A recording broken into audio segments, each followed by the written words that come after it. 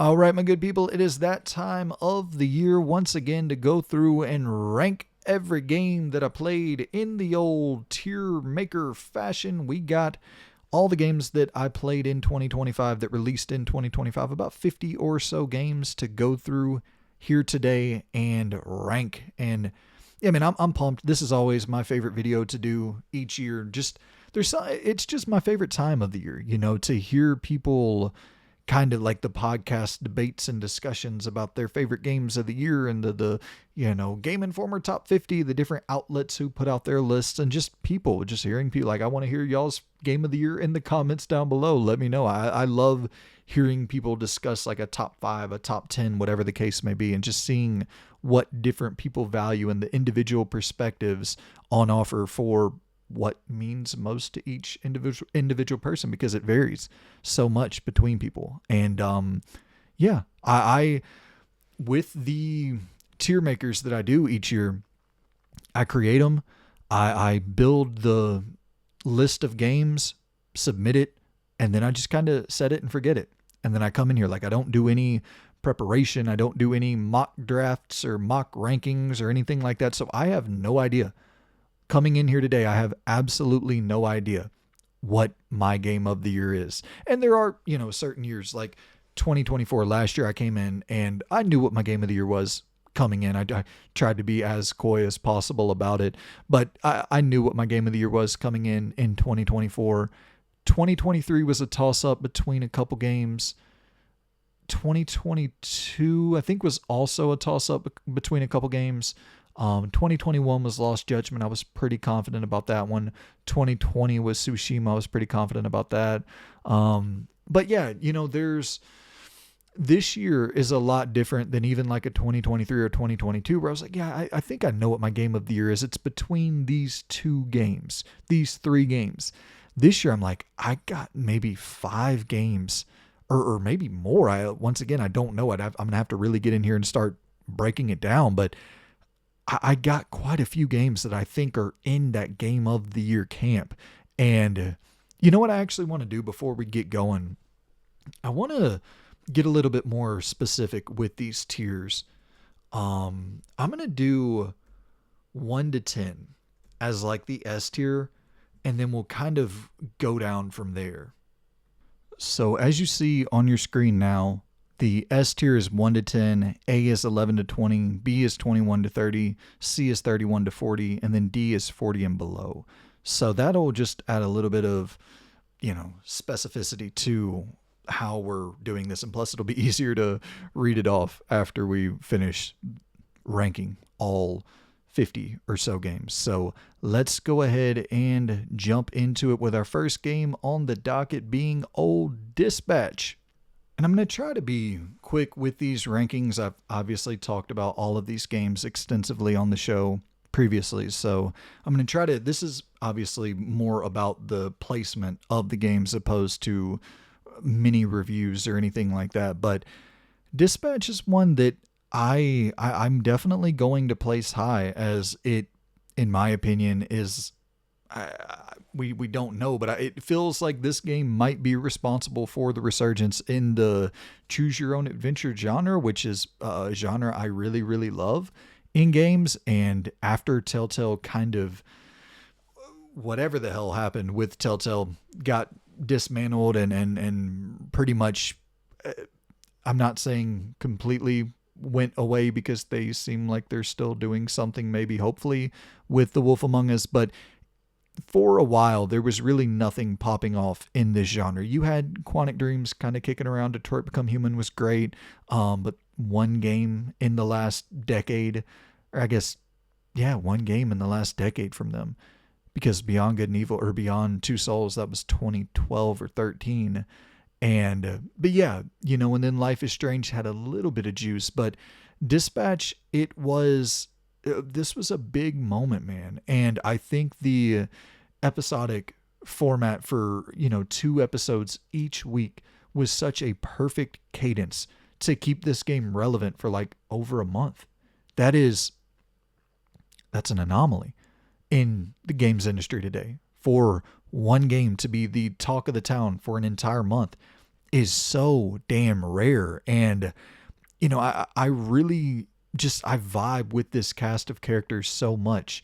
And the writing is so much better than I would have expected. And the performances are so much better than I would have expected. Obviously, you see like Aaron Paul and Laura Bailey, and you're like, okay, yeah, I'm locked in for a solid story. But then you start seeing like the YouTubers pop up, and you're like, fuck, man. Is it going to be like YouTuber humor? Is it going to be very soft, very toned down, kind of pussified humor? And it's like, no, they punch and they go for jokes that you would not expect. And yeah, so it just it fucking landed with me in a way that I would have never expected when you start seeing that cast revealed. Like I hoped that it worked out, and I was looking forward to it because I love the genre, but I'd be lying if I said that, I went in with tempered expectations largely because of the cast. And it's no shade at these YouTubers. If my name was any YouTuber, it pops up in any piece of media, you go in like, oh boy, here we fucking go. And so, yeah, it's just, it rose above my cynical sort of shitty attitude and became one of my favorite games of the year, without a doubt.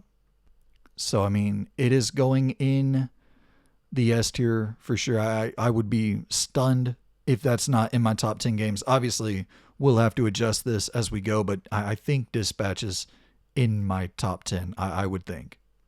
So Silly Polly Beast is next up on the docket, and this is a game that is like tough for me to really... I wrestle with my thoughts on how I feel about this game a lot, where I think the story is S tier. Like, it's one of the best stories of the year, bar none. Incredibly dark, incredibly heavy, and might be slightly too dark and too heavy for a lot of people, and I totally understand that. But for me, I was completely captivated by the narrative the entire time playing this. But it's a twin stick, top-down, isometric, third-person shooter with skateboarding mechanics, with 2D side-scrolling, not side-scrolling, like 2D action mechanics. It's got a lot going on, and it doesn't really do any of it well. The stealth isn't good. Like, nothing's good about the gameplay, in my opinion. It's just an epic story. It is so damn good. It punches way, way above its weight class. And yeah, I found this game to be, even despite me not vibing with the gameplay at all, I was so compelled that I just couldn't put it down. I had to see it through to the end, and that's massive praise to the writing, to the story. So yeah, Silly Polly Beast, it's a tough one to rank, but I think that I would end up placing it, 21 to 30, I think sounds about right for Silly Polly Beast. Obviously, we'll have to adjust this as we go, but next up on the docket, we have The Outer Worlds 2. And so The Outer Worlds 1 was my favorite game of the year in 2019. And 2019, that's one of those very specific years for me personally that just so many games clicked with me that year. Control, RE2 Remake, Days Gone, Greedfall, and Judgment. And there was just a lot of games. Jedi Fallen Order was 2019. I'm trying to think, like, the Sinking City was 20. I loved the Sinking City. There were a lot of me-ass games that hit in 2019 that I just adored. But The Outer Worlds 1 was my favorite game of 2019. And The Outer Worlds 2 is significantly, significantly better in really every way. I will say the party members are not as strong as The Outer Worlds 1, but as a role-playing game, I just felt like The Outer Worlds 2 was that formula perfected from The Outer Worlds 1, where they really went in and allowed you to have your very specified build that you wanted to craft. If you wanted to min-max the shit out of your speech, it wasn't like bundling your speech stats in with a bunch of other categories. Like, you could go in and just smooth talk your way to victory whenever possible. And like, that shit is so satisfying to me as somebody, like, I really want to avoid combat encounters at all cost in a lot of these games. And I just want to be a smooth talking, wheeling, dealing motherfucker.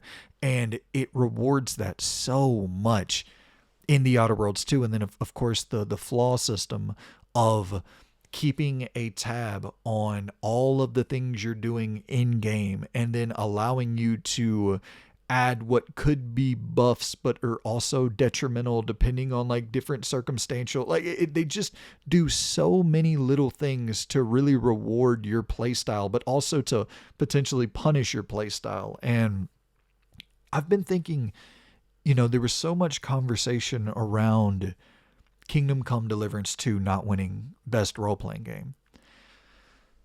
And I get it, that game is so fucking in-depth, but I do think that when we're talking role-playing game, and there's so many different definitions for what a role-playing game is, where you do get a lot of build crafting and shit in Expedition 33, and that's definitely a style of role playing.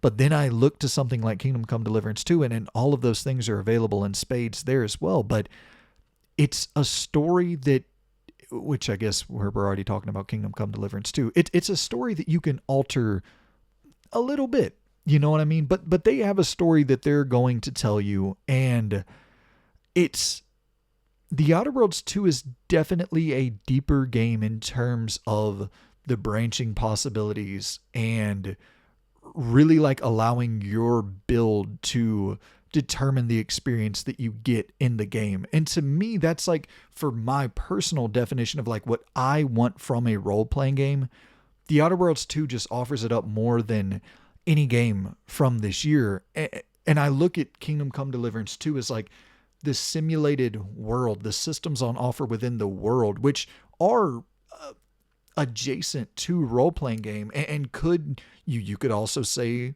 for your personal definition, like that is what a role-playing game is and should be or could be, depending on what each individual person is looking for. But like, okay, I'm going to go in and I'm going to steal the best armor that is on offer in this shop. And then I walk by the shopkeeper later on, and then they're acknowledging that I stole the armor. And it's like all of these systems, this domino effect of things that the game is having to account for in this sprawling open world. And just the level of detail there is, and the level of thought is so impressive. And that's not something that you can really say for The Outer Worlds 2, but it's like, is that what role-playing is? It's just, all of these things are what role-playing is, but it's like, what is role-playing to you in a game? I guess that's more the conversation. But to me, The Outer Worlds 2 is like what I specifically crave and want from role-playing games. And it's just like, it's one of the best, period, to me. Like, of any of the RPGs that I've ever played, this is up there with any of them. The one thing that holds it back from like, I don't, to me, the one thing that would push it out of the camp of like your Mass Effects or your Cyberpunks, and this is perspective and individual preference as well, where I like an epic. I like to see something on offer that just feels like it is a big budget fucking blockbuster. And you can look at something like Cyberpunk, and The Outer Worlds 2 is so much deeper than Cyberpunk. So much deeper in terms of the role-playing systems on offer. So much deeper. But Cyberpunk is a fucking epic. And that is a game where I'm going to think back to Cyberpunk in 2040. And I'm going to be like, yo, I remember this and that and this character and that moment. And The Outer Worlds 2, I'm going to remember, I've found this vent here, and I went and I looked at a terminal, and I gathered some blackmail information, and then my specific character build was able to do this very specific thing, but we looked at each other in static animation, and the character dead-eyed stared at me, and I stared back at the character, and it's like, yeah, okay, that's what Western role-playing games have been for a while, and that's, I'm not even necessarily, I love that shit. I adore that shit. And so for me, it works because I do like your BGS games and I like it, but it doesn't feel like a big $70 AAA blockbuster RPG. And that would be the knock that I have for it, that it won't be as memorable to me when I'm thinking about my favorite games of the generation as something like a Cyberpunk will. Although it's a game that came out in 2025 and is as big and as ambitious and as dynamic as it is, and it's also not fucking broken. So I'll probably remember that and be grateful that I spent my money on The Outer Worlds 2 and I got a product that I could actually play from start to finish and not run into a single fucking bug. Frame rate was completely fine. The gunplay was excellent.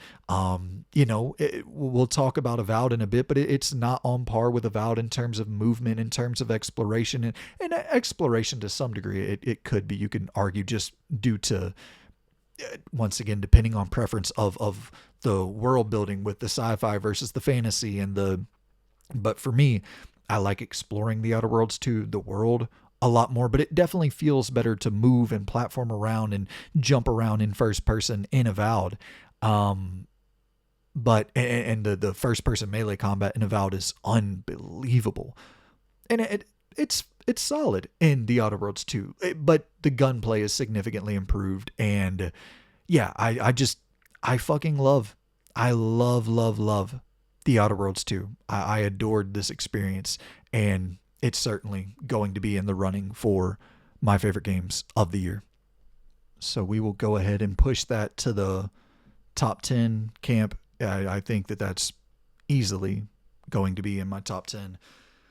Rambling like a motherfucker. We're 16 minutes in and we got 3 games on the board.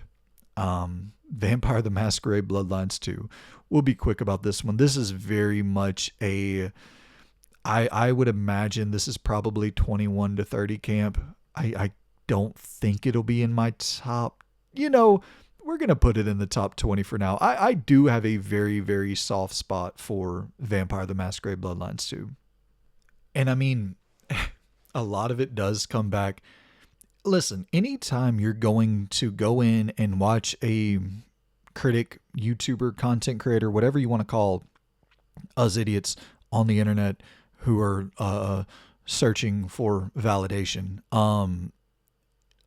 it's going to be preference based on all of this. And I just love me a good first person Western role playing game.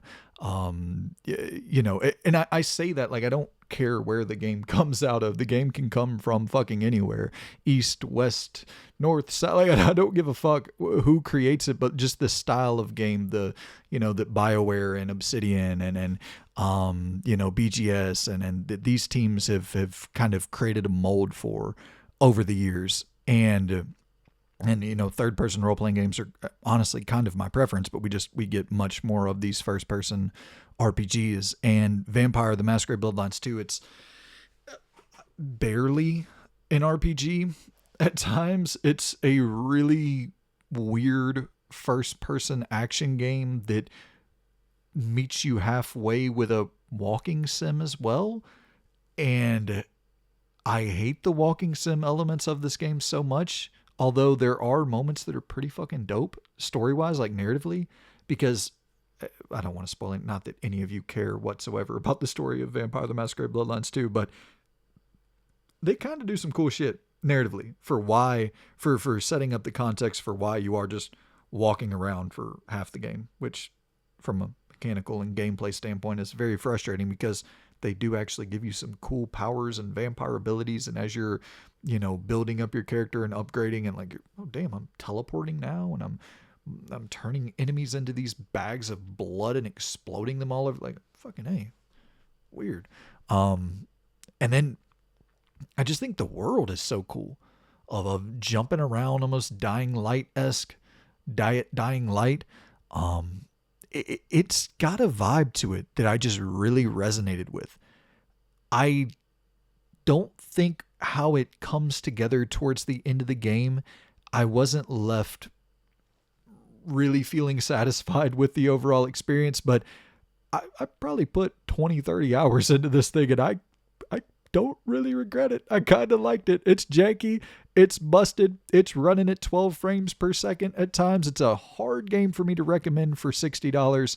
But if you could grab it for 20, I'd recommend it. It's the Alpha Protocol of 2025. I kept calling it the Alpha Protocol of 2025. It's very, very much that. It's a dope vampire vibe with some janky ass mechanics that sometimes don't work at all, but a world that you just kind of like being in. So yeah, I think we'll keep it in that 11 to 20. I doubt it will stay there, but let's leave it there for now, and then we'll push it out if need be. So what is this? This is going to end up, I guess we'll get there when we get there. Ninja Gaiden 4 is next up on the chopping block. And I would assume this will probably crack top 20. I like Ninja Gaiden 4 a good bit. I think that this is a game where it's very, very, very much going to be dependent solely upon if you like Platinum games, that style of gameplay that they are known for or not. Like, ridiculously unnecessary with the amount of button configurations and prompts.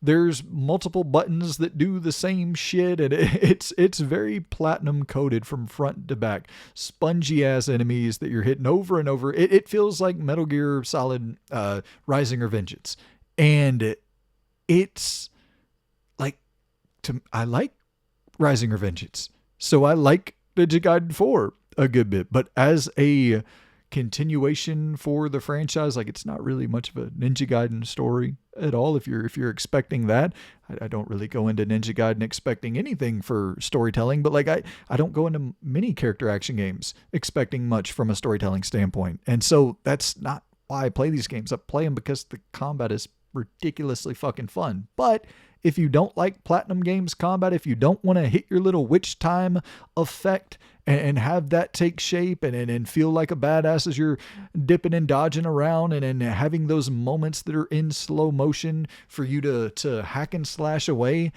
then yeah, you're probably not going to dig this thing. But I just kind of clicked with it. So Ninja Gaiden 4, I think it'll be in my top 20. Next up on the board, we have By Sweet Carole. And this is that game with that crazy art style. It's like this golden age of animation, the, classic Disney aesthetic. And it's coming from the lead director of Remothered, which I loved that first Remothered game. So that initially got me on board for By Sweet Carole.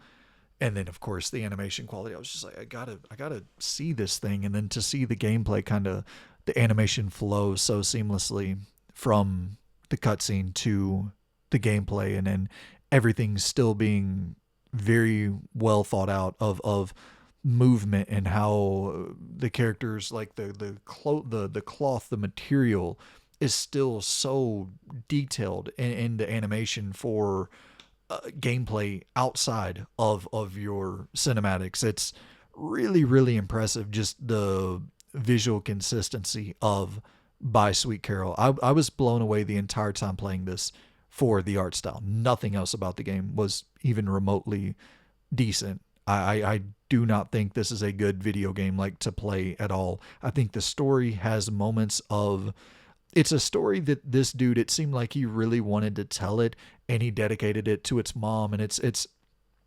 you can feel that this is a story that meant something to that lead director. But yeah, I outside of the story, if I'm just being completely real, nothing about this game, like, it's borderline broken at times.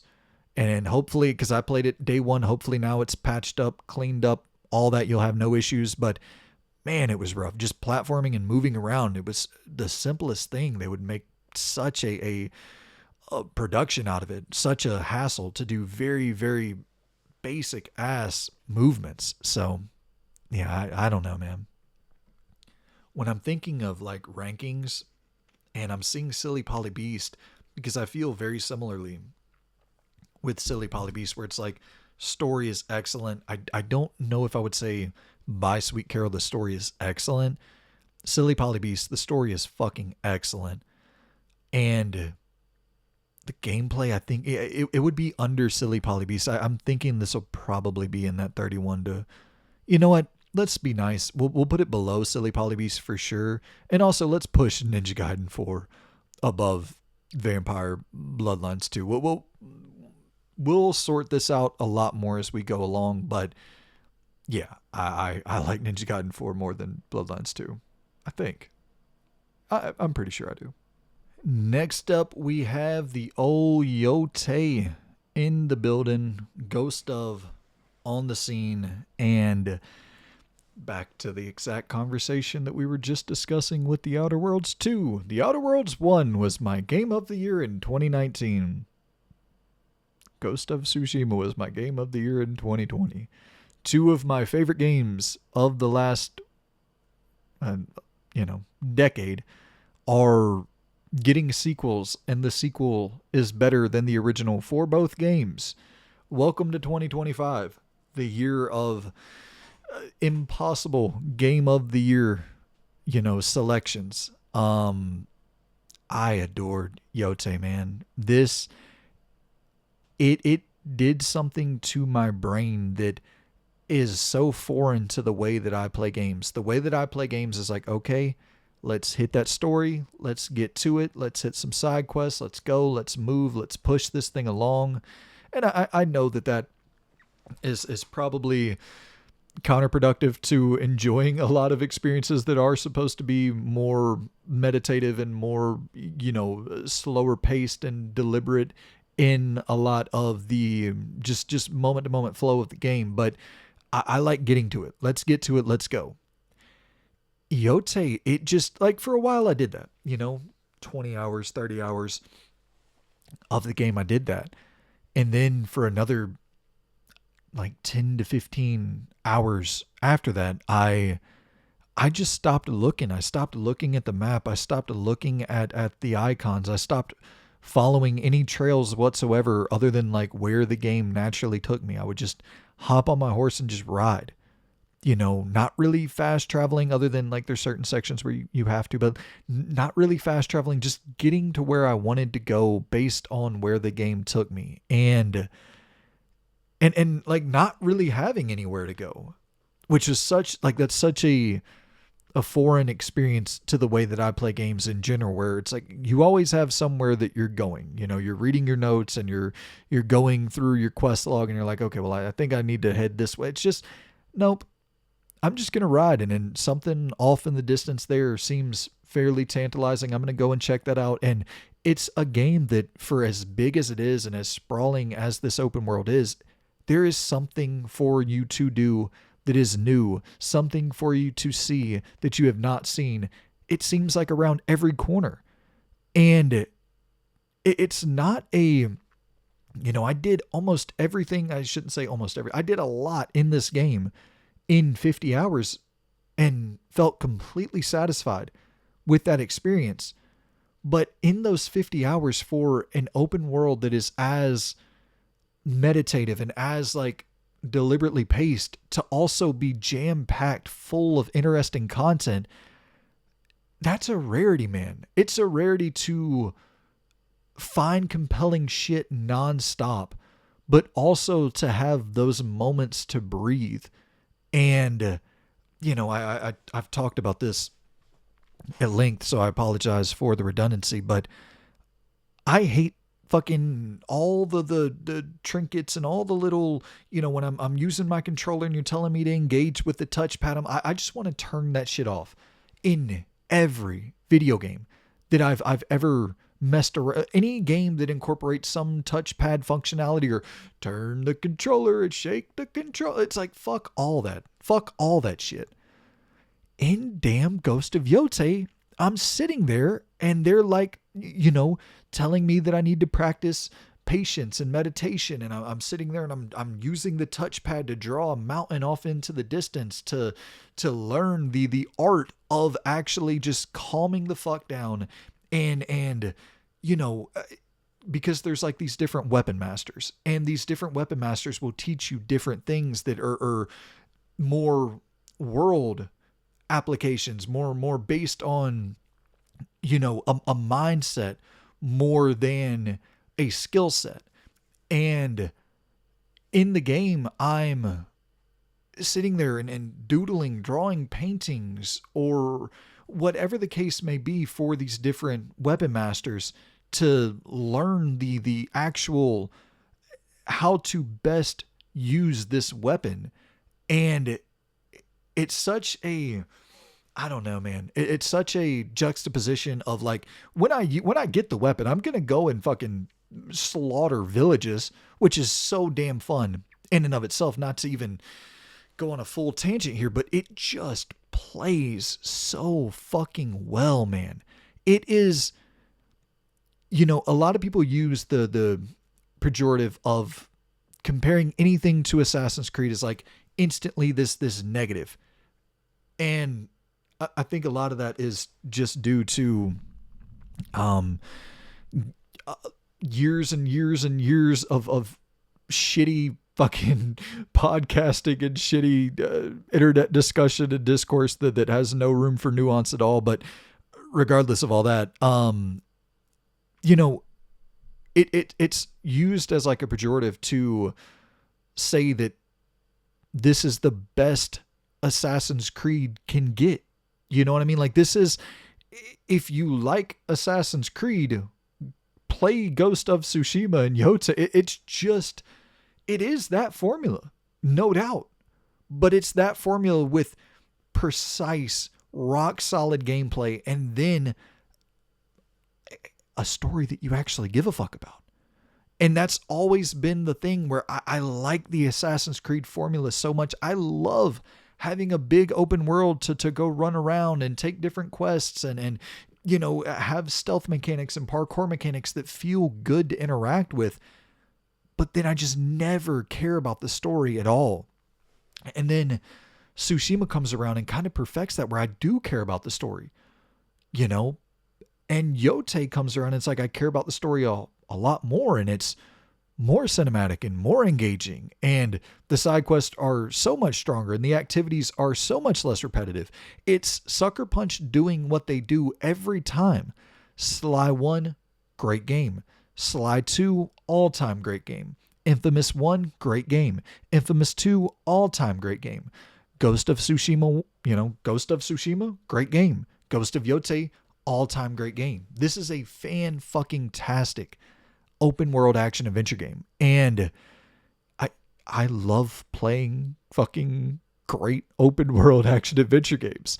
Yeah, I adored it.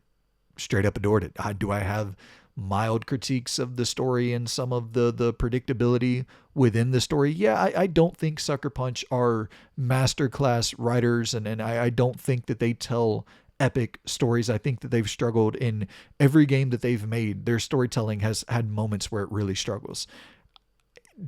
That is a little bit concerning that they're still struggling in that department all these years later when they're really focusing so heavily on the narrative. But despite that, like, mild critiques for, I saw that coming, or it's a fucking revenge story. They're going to get revenge. And it's the funny thing of people always say, here we go, boy, this is, hey, I ain't got nowhere to be. What time? It's 7:24 p.m. Fuck it. We might be here till, I'd like to get out of here by about 9:30. 30 minutes. Oh boy.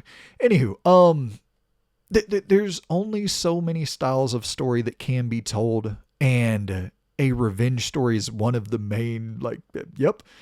Kingdom Come Deliverance 2 is a revenge story of sorts. There's a lot of stories on this list that we're going to go through that are revenge stories. And if they're not revenge stories, guess what?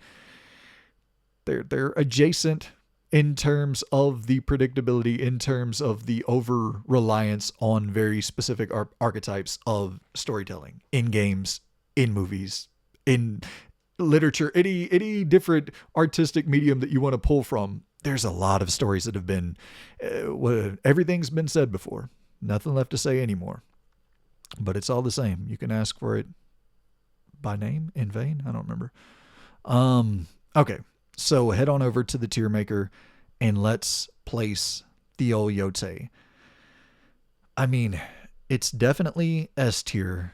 What I'm going to do, I'm going to kind of leave this S tier alone, and we'll get to finagling and adjusting this as we go along. That'll be a nice sort of way to cap this thing off and add some stakes for the ending here. Okay. So now we head on into Silent Hill F. So this is one of my, I'm not even going to say regrets for not finishing. It's one of the few games on this list that I didn't finish. I mean, there's actually probably quite a few games on this list that I didn't finish. But Silent Hill F, I did not finish. I love the world. I love the atmosphere. I was somewhat enjoying the story. I've heard great things about the ending, and I have had the ending spoiled for me at this point, so I don't necessarily feel a need to finish it, but I do know that it varies depending on replays and I think certain choices that you can make, maybe. I'm not 100% certain, but I do respect some of the things I heard about some of the endings. I guess I'll say because I don't know the full breadth of it, but I know that there's I think like 6-7 different endings, and but yeah, I love the atmosphere. I think that this is the right direction for Silent Hill. You cannot remain in Silent Hill literally, like you're gonna have to figure out how to expand beyond this one location, which they have in the franchise in the past. But this is definitely a bold step in a new direction that I appreciate and respect. I just think that, which Konami has addressed, and I believe there's a patch for Silent Hill F coming soon, or is already released, where it removes a lot of the combat encounters because it's just bad. It's not good at all. It's some of the worst combat of the year. But once again, taking feedback from the community and addressing it so quickly to get a lot of that stuff removed, and it was even talking about just fewer encounters in general, fewer combat encounters in general for the update.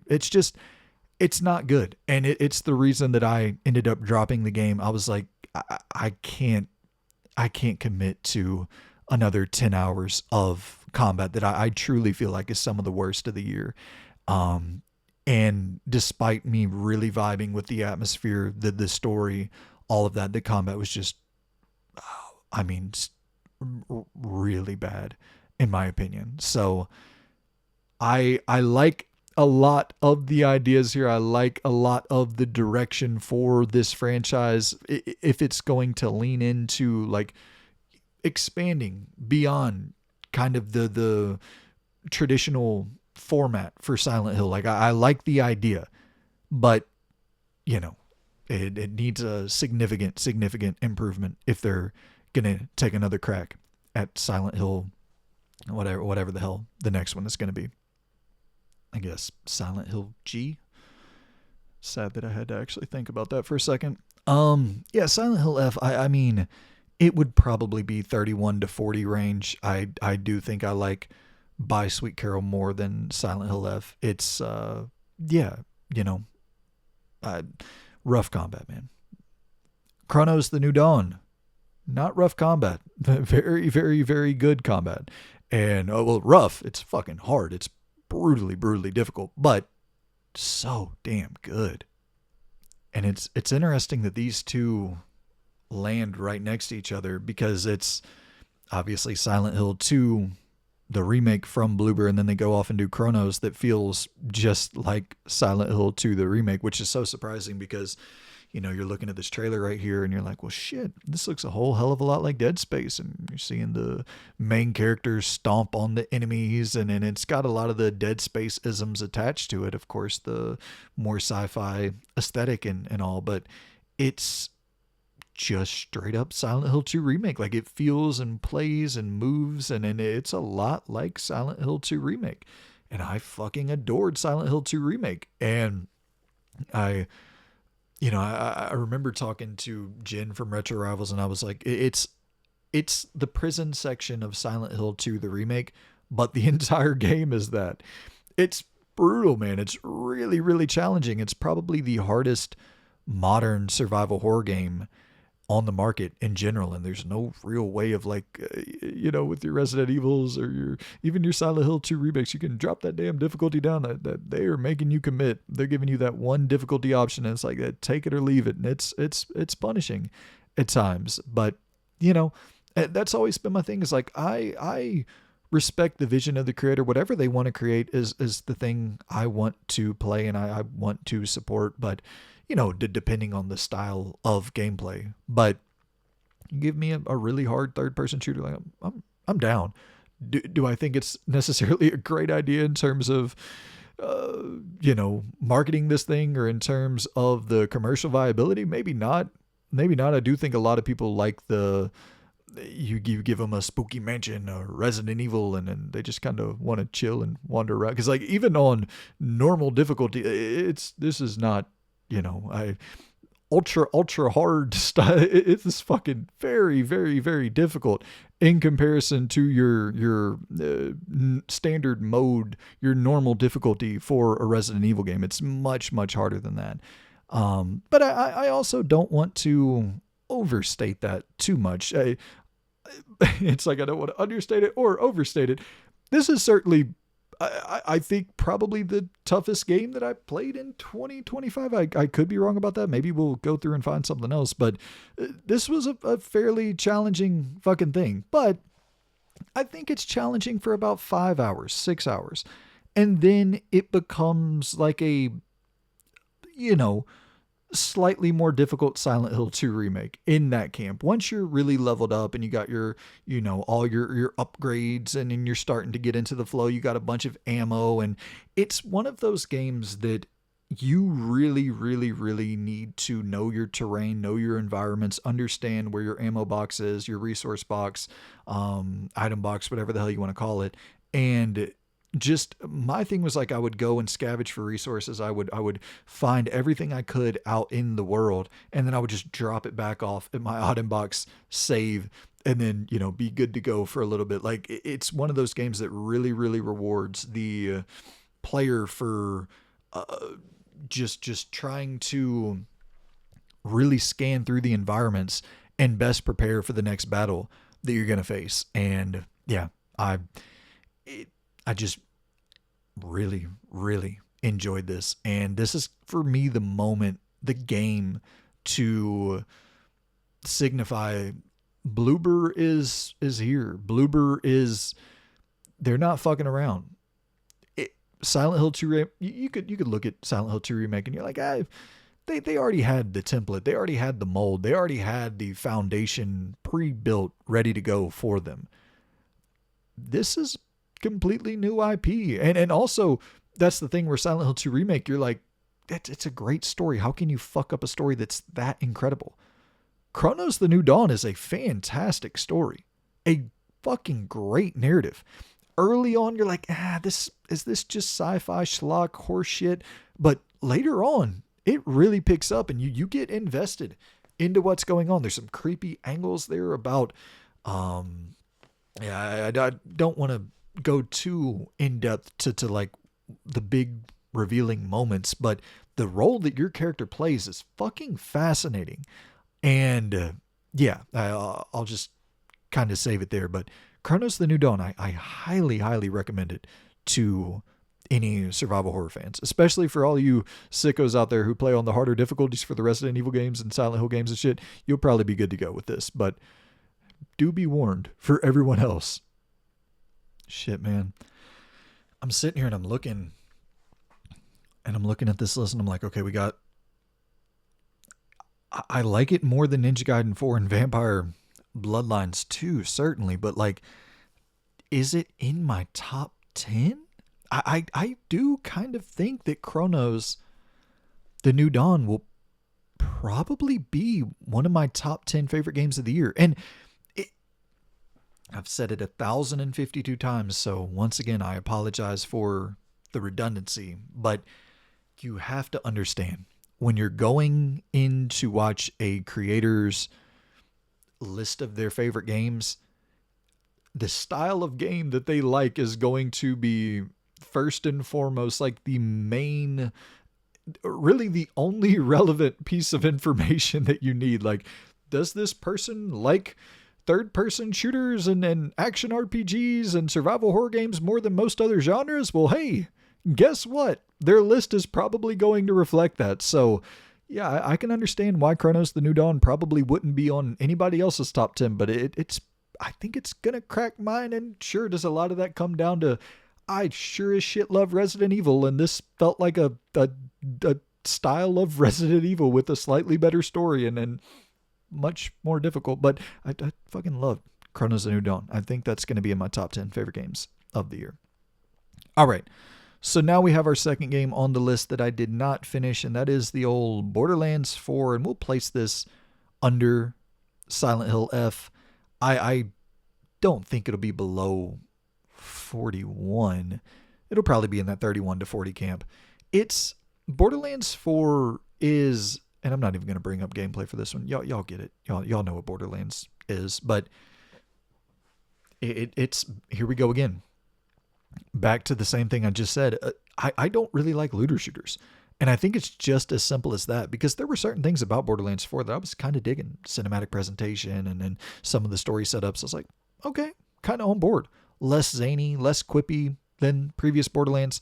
But I think it just comes back to I don't really like shooting an enemy 5,000 times in the head with a damn sniper rifle and then just taking chip damage. It feels...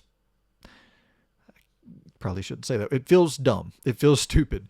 I don't dig it, but it is a good game. Like objectively, besides performance on PC, supposedly it was atrocious, but yeah, I don't hate it. I don't think it's a bad game. Just I don't really click with the genre at all.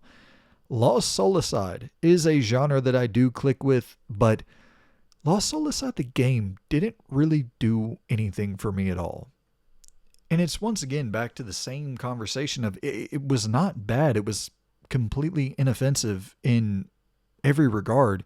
And then there were certain parts, once again, of Lost Solicide where I was like, damn, moving around. And then just, I like a character action game. I am very partial to this genre, but there wasn't anything here that made me just want to return. I put like 7 or so hours into it, and I enjoyed my time thoroughly. Like I would put this above a Silent Hill F. I would put this above a Borderlands 4, but it just didn't connect with me enough for me to want to see it through to the end. And you know, in lesser years, in years that are not as stacked as a 2025, maybe I'm finishing this and finding something that I really enjoy with it. But when you're looking at a laundry list of games in front of you that you want to play, it's just, this was kind of towards the back end of that list for me. But yeah, I like it more than Silent Hill F and Borderlands 4. So shout out at least to that degree. I dug it more than those two games. Metal Gear Solid 3, the remake, is next up on the chopping block. And this is another one that seemed a bit divisive, just based on a lot of performance issues, and specifically the PlayStation 5 Pro version seemed to have a lot of issues with MGS3 the remake, but base PS5 there were definitely some frame rate dippage and shit like that at times, but it's one of the most faithful recreations of a video game that I've ever seen that is like a full remake. This is not a remaster. This is a full-blown remake. But it is so faithful. And you can have kind of split takes on that. I could understand someone being like, yeah, I would prefer a little bit more of a reimagining like a Final Fantasy VII or like a RE2. And to some extent, sure. But I think that when you're looking at the situation with Metal Gear Solid 3 and you're like, okay, well, Kojima's not involved. This is a historic title, a landmark title that people adore in the realm of greatest game of all time in that territory. Like, people hold it to a regard that is, you don't really want to tamper. You don't really want to, you don't want to change too much. And they didn't. they gave you Metal Gear Solid 3 beat for beat for beat, but with third person over the shoulder camera perspective and tighter controls and mechanics, and it moves better and feels better and shoots better and looks better. And it's like, well, fuck, one of the greatest games of all time is now better. How the fuck does that not end up number one? And, you know, it doesn't end up number one because it's like, it is the exact same game, and it's going to lose some points there because it is the exact same game. And then I played through Metal Gear Solid 3, the original, just a couple years ago to prepare for the remake. And so some of that luster is lost, and some of that luster is lost. I've played through Metal Gear Solid 3 numerous times. So reliving those beats in a better package is like, this is the way I would tell new people to play it. But I've experienced all of these highs time and time again, so they don't hit quite as hard. And, you know, whenever you're talking about re-experiencing a RE2 remake where it is like a fundamentally different game, there is something that just hits a little bit harder for me personally with that. But no doubt, MGS3 remake, I don't think it'd be top 10, but it would be in that 11 to 20 range. It would be above Bloodlines 2. It would be above Ninja Gaiden 4. I think that might actually be somewhat close to hitting my top 10. But how about we take a little trip to the old country, and how about we take a little trip to my top 10? Mafia the Old Country is certainly going to land in that top 10 for me. It is, you know, it's a franchise that I adore. I've played through every game in the series, and I to varying degrees love every game in the series, even 3, which is, you know, I guess the most controversial or the most debated in terms of the community being like, yeah, the open world is it looks amazing, and the gameplay is so rock solid, but fundamentally, like, the makeup of the level design and the different quests you're doing are incredibly repetitive, and I do agree with that. But it's just a fucking that Mafia 3, the story there is remarkable. So I like all the games to varying degrees, and this is Mafia 1 coded to the core. This is the remake of Mafia 1 going straight to those bones, the much more linear design in terms of, you know, looking at this franchise and taking the things that it does best and just cutting the fat. You know what I mean? Just completely removing the fat. There's no need for an incredibly detailed open world because you've really never made one. You've made great backdrops. You've made great set dressing for when a chase scene needs to happen. It looks cool to be chasing in the world that you created, because in terms of, like, you get out the car, you go on foot, it's shallow as a puddle. There's nothing in those worlds ever. So why over design that? Why overcommit to creating a world, a full-blown open world that is just, that's not your forte? And I know obviously different developers, but it's never been the forte no matter which team you're talking about. You know, why offer up the comparison to a Grand Theft Auto? It's never going to end favorably. And unfortunately, the comparison will be brought up even with the old country, when clearly from a design standpoint, from a goal and the motivation standpoint of what they're trying to create, it's like not even, that's not even in their inspiration list to make something like a Grand Theft Auto. They're making something much more akin to an Uncharted here, and also much more akin to an Uncharted period. Like, this has a lot of Uncharted, a lot of Naughty Dog DNA in it. This is a very cinematic game with real set pieces that feel out of a AAA big budget blockbuster. And it's, what was it, $39.99? $49? This was not a full price game. And it's a game that took me 15 hours to finish.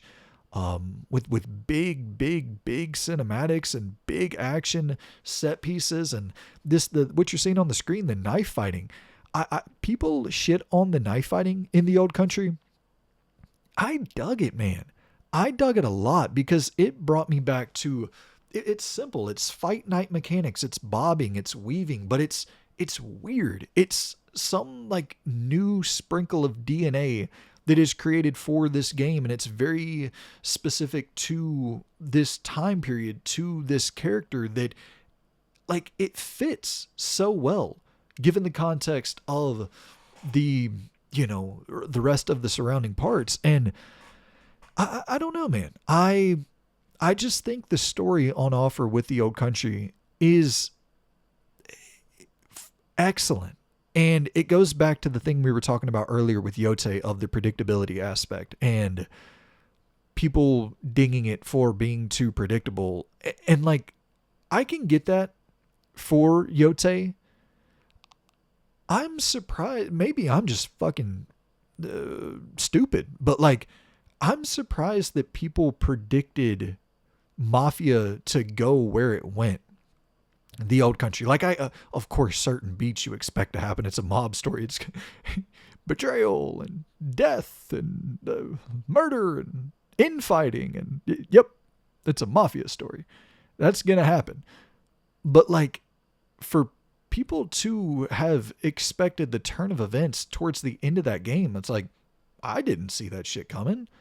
Yeah, I did not expect moments of that game to get nearly as dark as it did. There's some shit said at the end of Mafia the Old Country that is vile on a level of like, whew, that's okay. Interesting to say those words regarding that person. And you know, I don't, once again, I don't want to go into spoiler territory, because then I got to go through and timestamp all this shit out for people to avoid the spoilers. But honestly, this is kind of a video that I probably should timestamp out a lot more, because these are some fucking full-blown rambles. So maybe I should put timestamps for each of the games. That's a lot of work, but we'll see. If I have enough time, I will timestamp for each of the games. I've never did that before. With the only thing about doing that is it kind of spoils shit, where the timestamps, you'll see it and it'll like show you the, you know, it'll show you it'll give you like a pop-up image for that specific timestamp, and you'll see like the other rankings. And that is a big reason I try to avoid timestamps on tier lists as well. But it's also laziness, if I'm being honest. But I do. These are some significant rambles here. But yeah, anywho, Mafia the Old Country, the stealth is excellent, as you're seeing on the screen, and just the gunplay felt tight. It just felt like a tight, really polished third-person action-adventure game, third-person shooter, which we do not get many linear, narrative-driven third-person shooters that have some budget backing it. We don't get that much at all anymore. I gotta hide my damn mouse. It just ends up popping up on the damn screen sometimes. All right, I think it should be hidden now. Anywho, let's head on over here to this damn tier maker and make some tiers. And speaking of tears, like that game, it got me. It hit me in the feels, man. I got emotional with the Old Country. Which game? Because the Old Country made me tear up for sure. The Silly Polly Beast made me tear up. Are those the only two games? Yeah, I think those are the only two games this year that really hit me in the feels to where I actually teared up a little bit. I'd have to go through the rest, but just kind of looking at the overview. So shout out to Mafia the Old Country, man. That game gets disrespected way too much. Not on my watch. That's a top 10 game. That is a top 10 video game of 2025. And I'm a fucking old man that loves mob stories and shit. Like, sue me. You know, this is my bread and butter 101. So be it. 67 on Metacritic or whatever the hell. That's so that series gets shafted not nearly enough love, in my opinion. Robocop Unfinished Business. Man, I know others are much hotter on this game than I am. I ran into so many bugs while playing this thing, and it was the same bug every time. It was the same type of bug every time, where it would be the prompt would pop up for me to go in and clear out a room full of enemies. And then I clear out the room full of enemies, and I'm just standing there. And I'm going and I'm searching around looking through every nook and cranny to find another enemy to kill to get this prompt to go away so that I could access the next point of the story, and it just wouldn't occur. Like it just, nope. You completely borked. Start over from the very beginning and then kill all those enemies again and hope that it lets you get on to your next objective. And, but at the same time, I do respect that. I respect this type of release. We gotta stop with the DLC where it's like, okay, go and make sure you play 43% of the base game, in which I finished the first. I love Robocop Rogue City. I fucking adored that game. And like the role-playing systems and the little open world that you like, that game ruled. So this was a little bit disappointing to me for Unfinished Business to not quite hit on that same level. But it's a technical reason. It's not really the game reason, although some of those role-playing systems are completely removed in Unfinished Business, which a little bit of a bummer. But regardless of all that, it's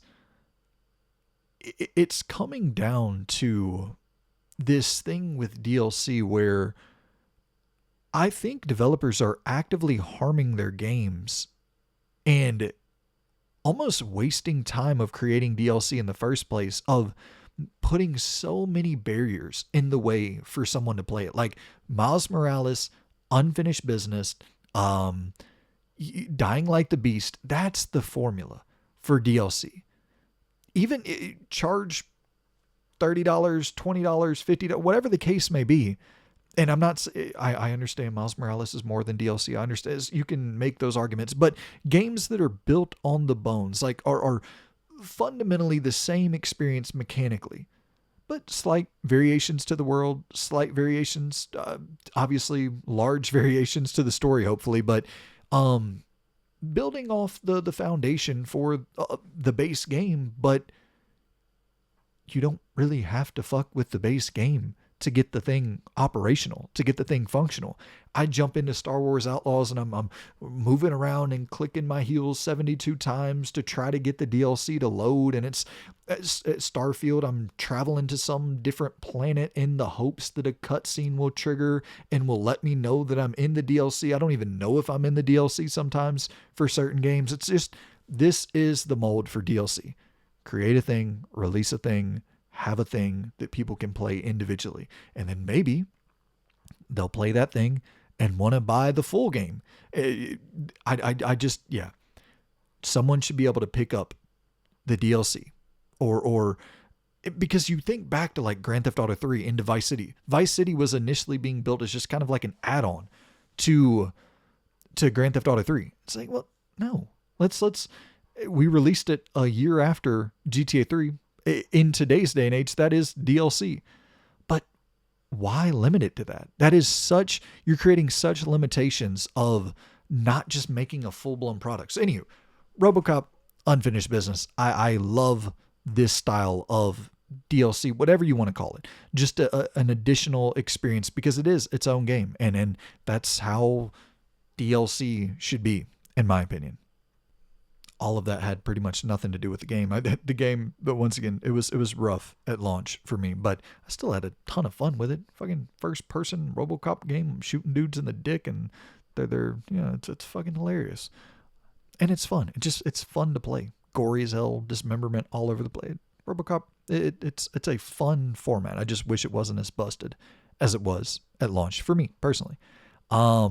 But with that said, I liked it more than Lost Soulicide and Silent Hill F and Borderlands 4. So I'm thinking that 21 to 30 camp for Robocop Unfinished Business. Next up on the board, we have Wheel World. And this is another one that I unfortunately did not finish. And it's another one that I unfortunately did not finish because of the technical issues. The frame rate was busted on this thing, and it's a racing game. I kind of want those frames to be decent in a racing game. I don't think that's too much to ask, but I did enjoy the little bit of time that I spent with it. I probably spent 5-10 hours, something like that, with the game, and it's got like little collectible elements while you're in the race. You're collecting I think you actually might be collecting the word race, or is it wheel? You're going off collecting the words, and you get little bonus for doing that. And then, yeah, it's just running around an open world on your bicycle, doing some races, and then not a whole lot to it other than that. I can't say it moved me one way or the other, but for the little bit of time that I played it, I definitely did not find the game to be bad at all. I would place it below, yeah, below Borderlands 4 in that 31 to 40 camp.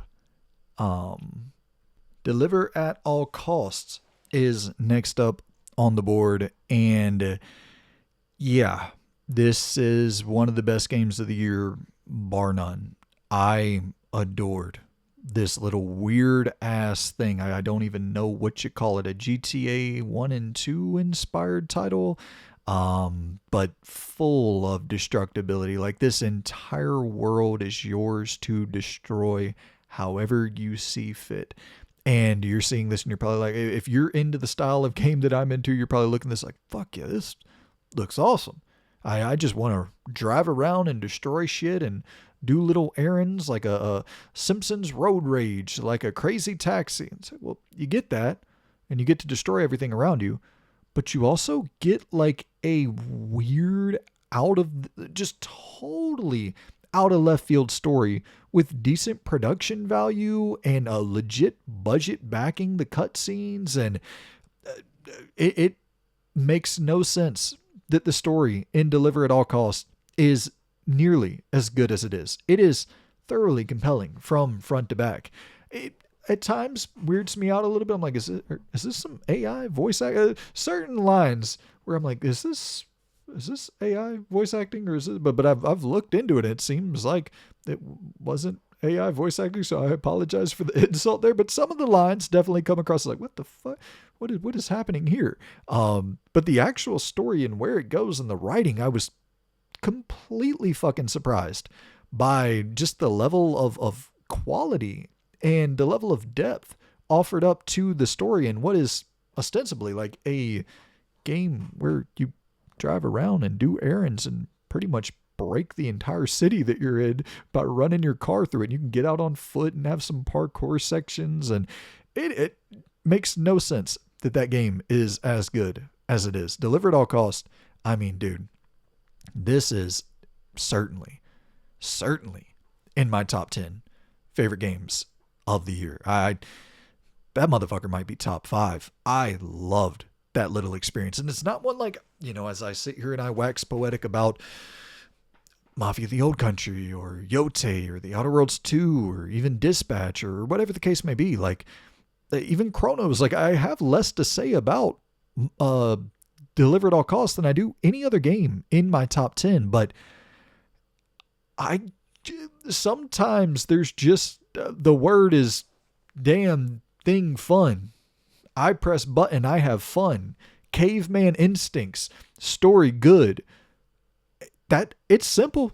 Deliver at All Costs is a simple video game, but holy shit, does it work for whatever is wrong with me upstairs. It sure does work for my dumbass brain. Speaking of things that work for my dumbass brain and things that have worked for my dumbass brain for decades, Tony Hawk Pro Skater 3 and 4. The Tony Hawk games, one of my favorite video game franchises of all time, and I was delighted to see it return in 2019 with Tony Hawk Pro Skater 1 and 2 remake. And then obviously the shit happens at Activision, and the team is put on support for Call of Duty, and you're like, oh well, there goes any future for a Tony Hawk revival. We got one great remake and that's it. And then 3 and 4 kind of pops up out of nowhere this year. It was announced this year and released this year, if I'm not mistaken. And I was just thrilled for that one thing, and that one thing alone. I was thrilled. Like, I'm not a big, Tony Hawk Pro Skater 2 was really the game that clicked for me, the game that got me super into the franchise. Like, I loved the original, but Tony Hawk Pro Skater 2 was the game where They add in like the creation suites and the manualing, and some of the key like multiplayer additions for Tony Hawk Pro Skater 2 had my friend group just enthralled. And 3 and 4 less so. Obviously with the revert edition, and it like things, big shit was added into Tony Hawk Pro Skater 3 and 4 for sure, and the 4 with the more open world, which they did remove the open world adjacent elements from 4 in the remake, which I know people were disappointed by, but I like their structure with the 1 through 3. I didn't really ever like the open world aspects of 4. I loved it in Thug 1 and 2, and if you go back to those, obviously you can't remove the fucking open world. That would be crazy. That's the, where you're getting off your board and you got this story that's being told that's based around the city, and then with your custom characters and the like of main villain being introduced and all these things that are like integral to you have to have the open world to have Thug 1 and 2.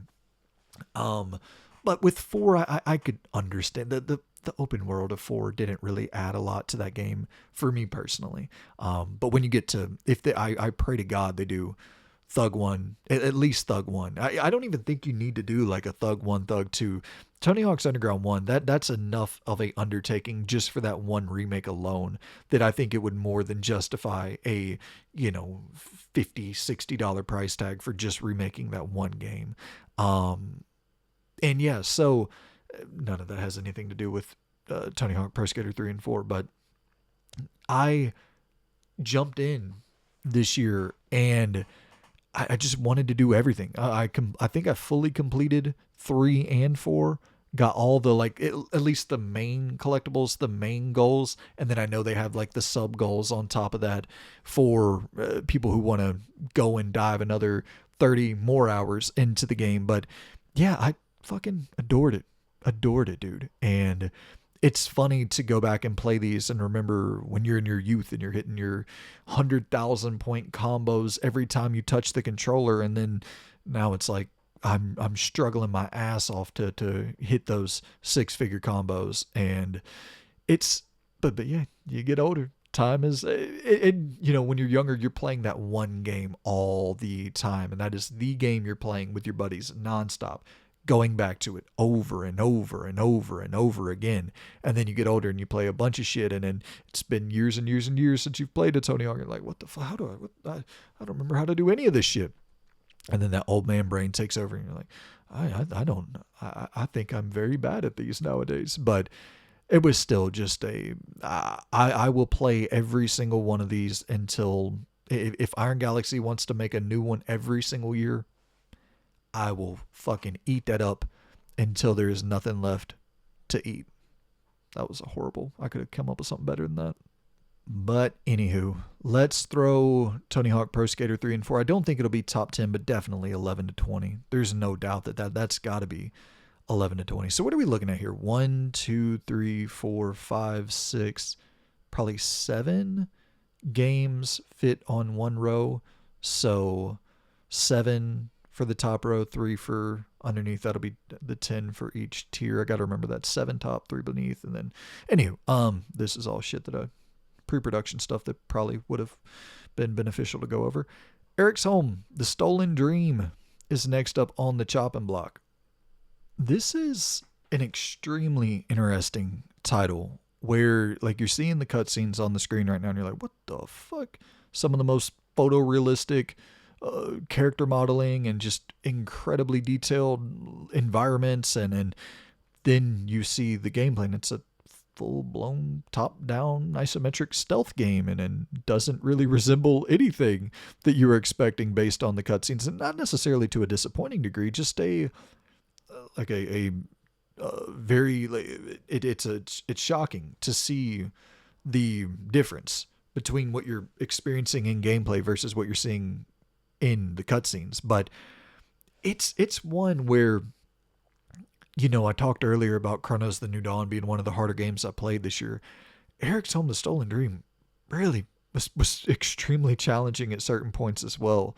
It is a stealth game that once again, it is very committed to its vision in terms of like, you are going to complete these stealth puzzles one way and one way only. How we design these puzzles to be completed is how they will be completed.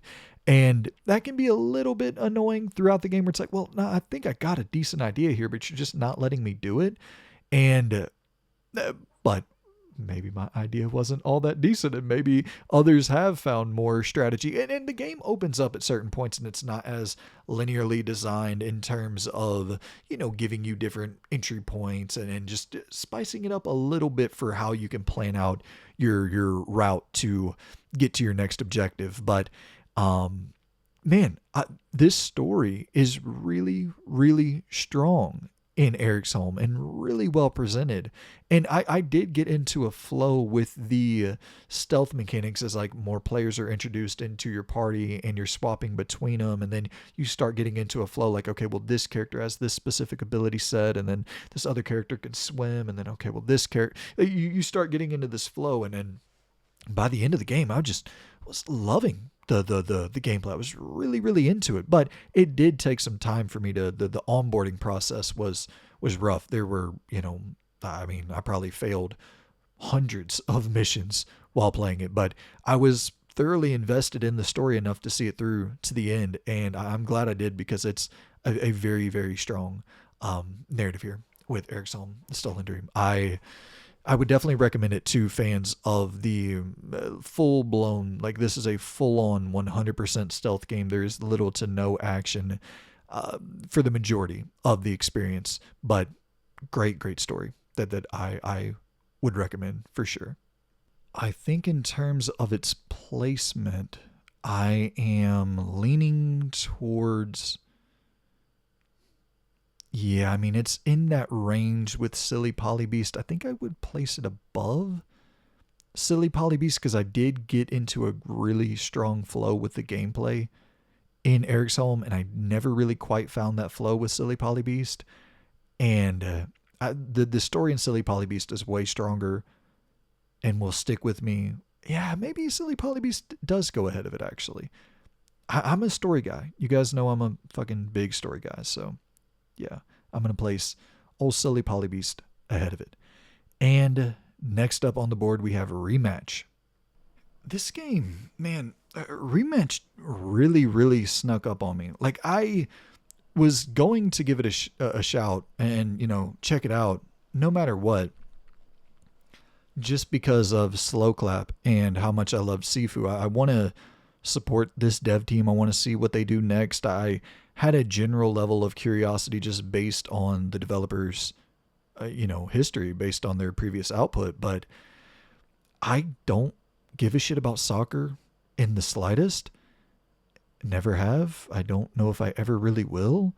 I don't think Rematch really changed that per se, but I just got so into this game, and I don't quite know how to even explain that, really. Like, I don't know if I have some impassioned speech ready to go for why I enjoyed this game as much as I did, but I put like 50 hours into it. I don't like multiplayer games. I played the shit out of this in multiplayer. I don't like soccer. I played the shit out of some soccer, and I think the thing that just trying to, once again, I don't do preparation for these at all, but like watching this trailer and trying to like remember what it was about it. And I think it is that the team that wins more often than not has the best teammates. And so as somebody who doesn't play soccer, has never played soccer, has never really, like, I've watched bits of soccer, but I don't know anything about how to play it. But I think that there's a universal language of what a good teammate is. Like, as someone who loves basketball, one of my favorite things to do, and I've always loved it, even as playing, I was 6'2" when I was 13 years old, so I was always just put in the paint, which bummed me the fuck out. I was like, I can dribble, I can pass, I can do all these things. That's what every fucking 13-year-old does. The coach is like, dude, I don't give a shit. You're 6'2". Get down there and do some damn 6'2" shit. And but I'm down there, and like one of my favorite things to do was like you draw a double and then you hit someone who's open on the wing, or someone cuts to the paint. You like, you're always looking for your teammate. You want to be in sync with your teammates and know where your teammates are based on their play style, based on where they like to catch the ball and shoot. Where are they cutters? Do they spot up on the perimeter? Are they moving off screens? Like, what are the things that they're doing to where they're, the ball is dipped in to you? Total isolation. You go to work. It's up to you to figure out how to best get your teammates involved, and like making that your number one priority opposed to scoring. Which, like, if it's there, then take it. It's about the best opportunity that presents itself on every single play. And I think if you're doing that, that's a universal language of a good teammate, no matter what the sport, taking the opportunity that the defense gives you. And so not knowing soccer, but knowing that, and knowing that, like, okay, I'm going to try my best for every game that we get into to just like facilitate, just get others in the best position possible to score. And if I am, if I got a defender on me as I'm going towards the net and I see the goalie start to creep in my direction and the defender start to creep in my direction, and then I quickly look back and I got someone trailing me, I'm just going to tap the ball back, because maybe I could kick the ball off the wall, get the defender to jump, get the goalie to jump, and I got a wide open lane, a wide open net for me to score. But more likely, if I do that, one person might jump to grab the ball. The other person might, leg sweep me, and I'm kind of left defenseless. At that point, there's really no option that I have, because I'm not even in control of my character at that point. And so instead of that, it's like, okay, well, let's think ahead and let's get the ball to someone else.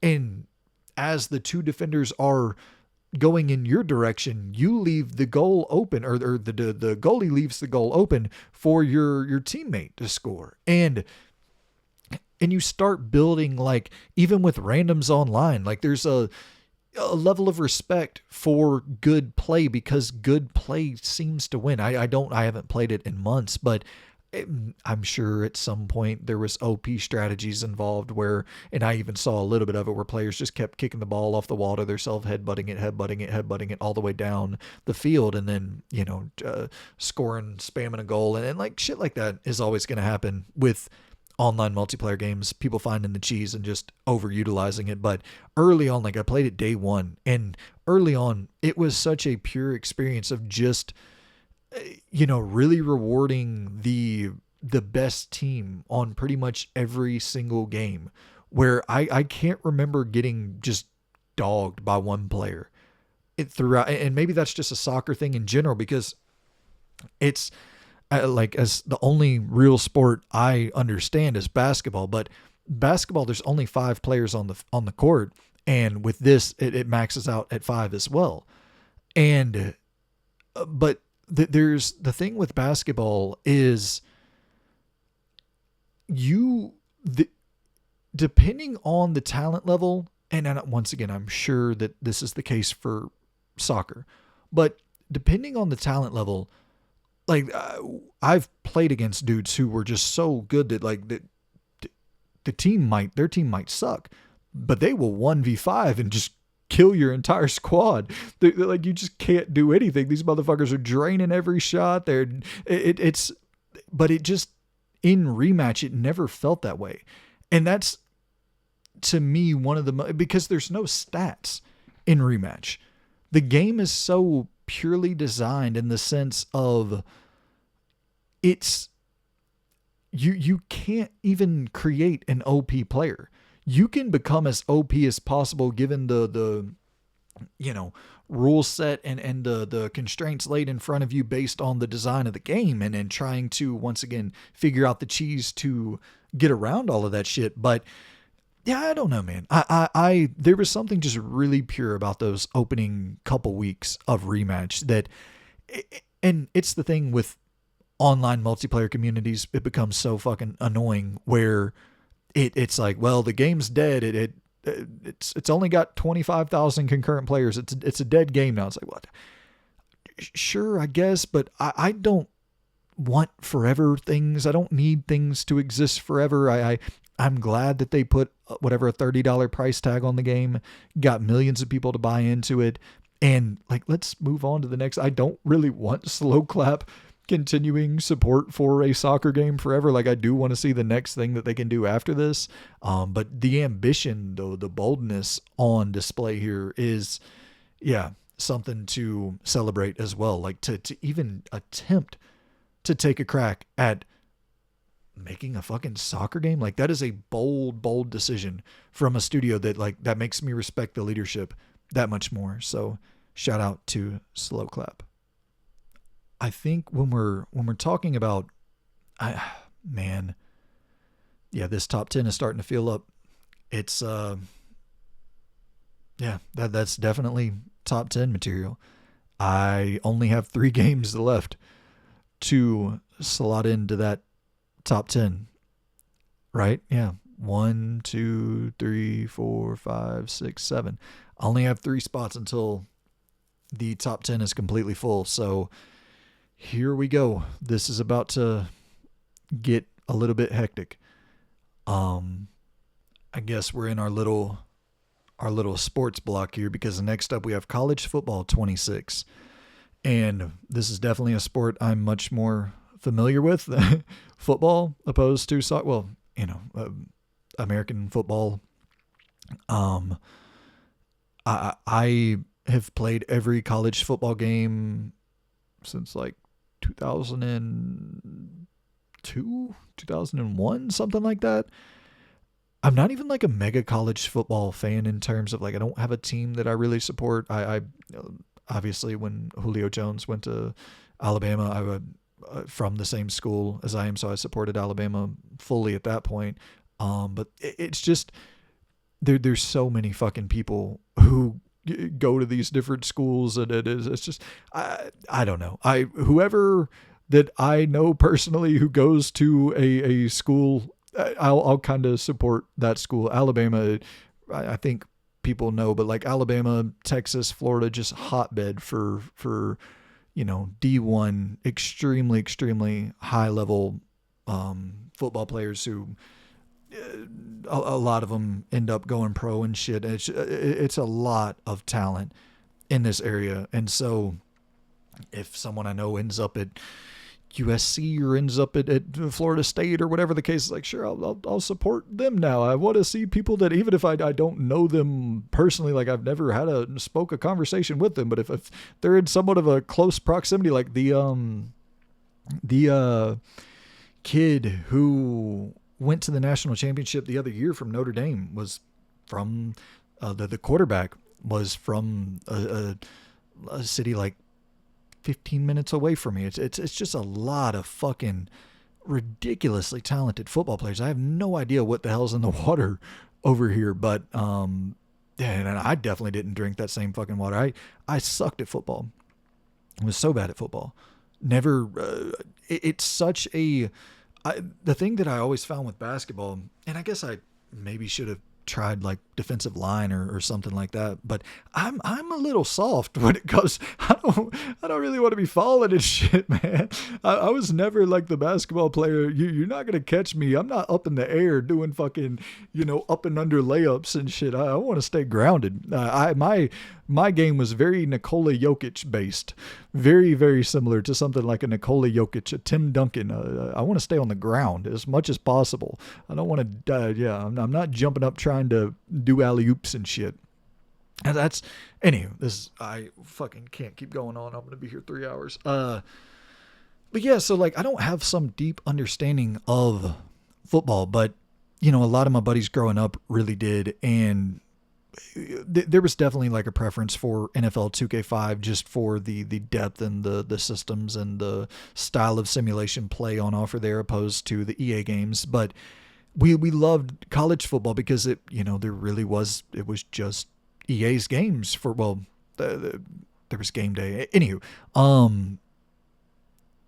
and the return in 25, I was so on board, and their day one, and a lot of my buddies, their day one, we were playing it while watching. We were watching college football on a Saturday, playing college football 25 with two screens, or watching NFL on a Sunday, playing college football 25 with the two screens, and just we were in. But I don't really know what happened for 26. Maybe it was just the honeymoon phase. It had worn off, and it just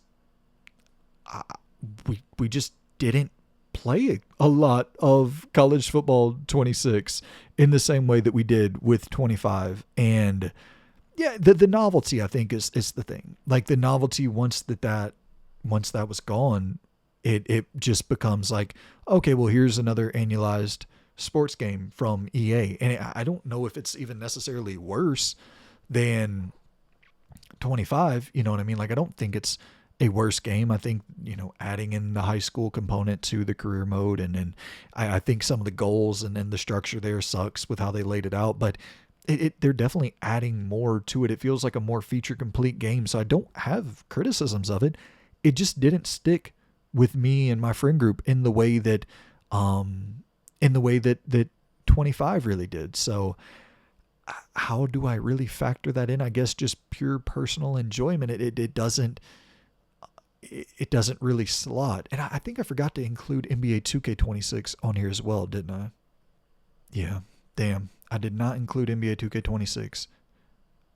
I should have did that, because NBA 2K26 actually really worked for me this year, and I've just been loving NBA 2K26. I've been enjoying the fuck out of that. I mean, I don't necessarily need to add it to the list. We're already going long enough. It's not going to be in my top 10 or anything like that. I don't even think it would be an 11 to 20. So if it's not in that range, there's probably no point in bringing it along. 2025. Good Lord, man. I got to shut the fuck up. Anywho, you can't bring up a talking point and not elaborate. That's podcast rules 101.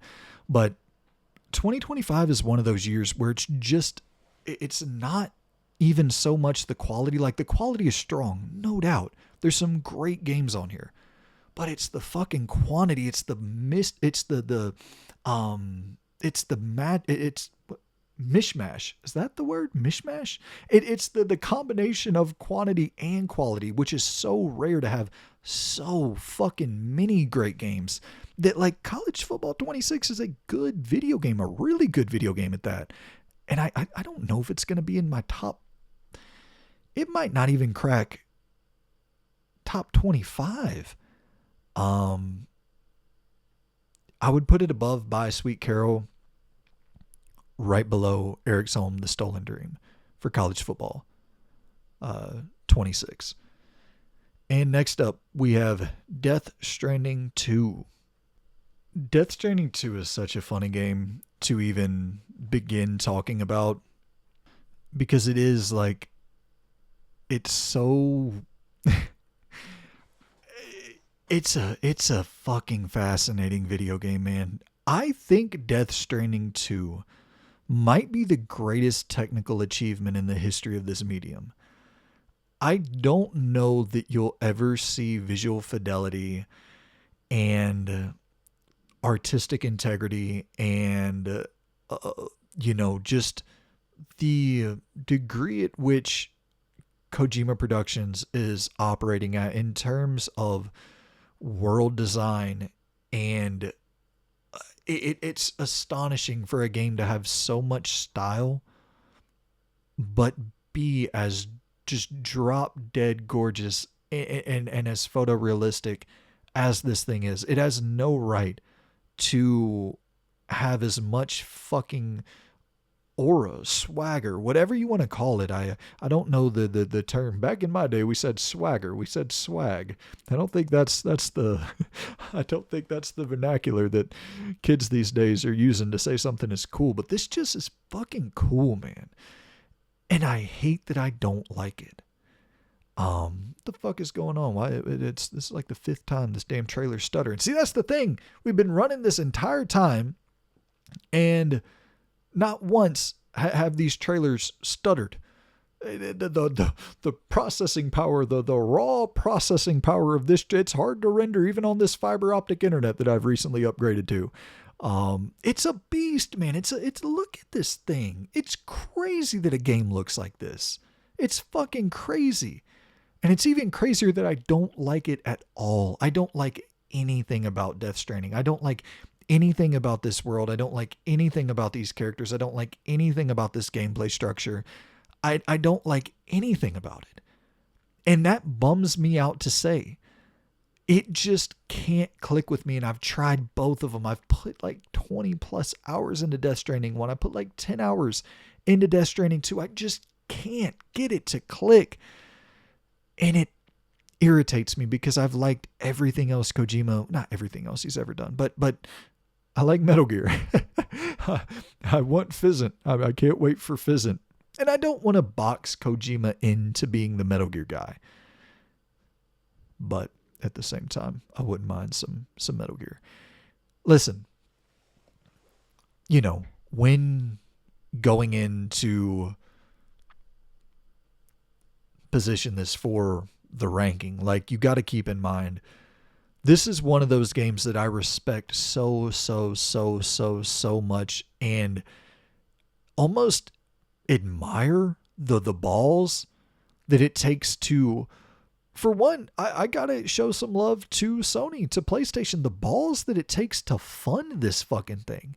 That is a niche, experimental, A24 weirdo fucking story that's being told here. But to give it $100+ million budget, not once, but twice, even after the first game didn't, light the world on fire in terms of sales, but shit, man. And then Death Stranding 2, you're seeing like it's not even charting in the top 20 best-selling games anymore. It instantly left that list. It was there for like a month, and then the next month it was gone. Like, this is not a big mainstay fucking hot commodity system selling IP. But it needs to be made. Like, you gotta fund shit like this. Because the people that it clicks with, it just clicks on a totally different level. And I do get that. I do get that there's something about this, because even I, as somebody who it doesn't click with, I can see why something that abstract and weird will click with not so many people, but will click with a couple million people. And like, I wish I was one of those people, because I do think there are very few, I've talked about it 100 times. There are very few cool games that you just look at and you're like, that's some cool shit. That's a game I want to play just I want to be in the cool club that likes that game. I'm not in the cool club that likes Death Stranding 2, but I wish I was in that fucking club, because I do think that game looks cool as shit.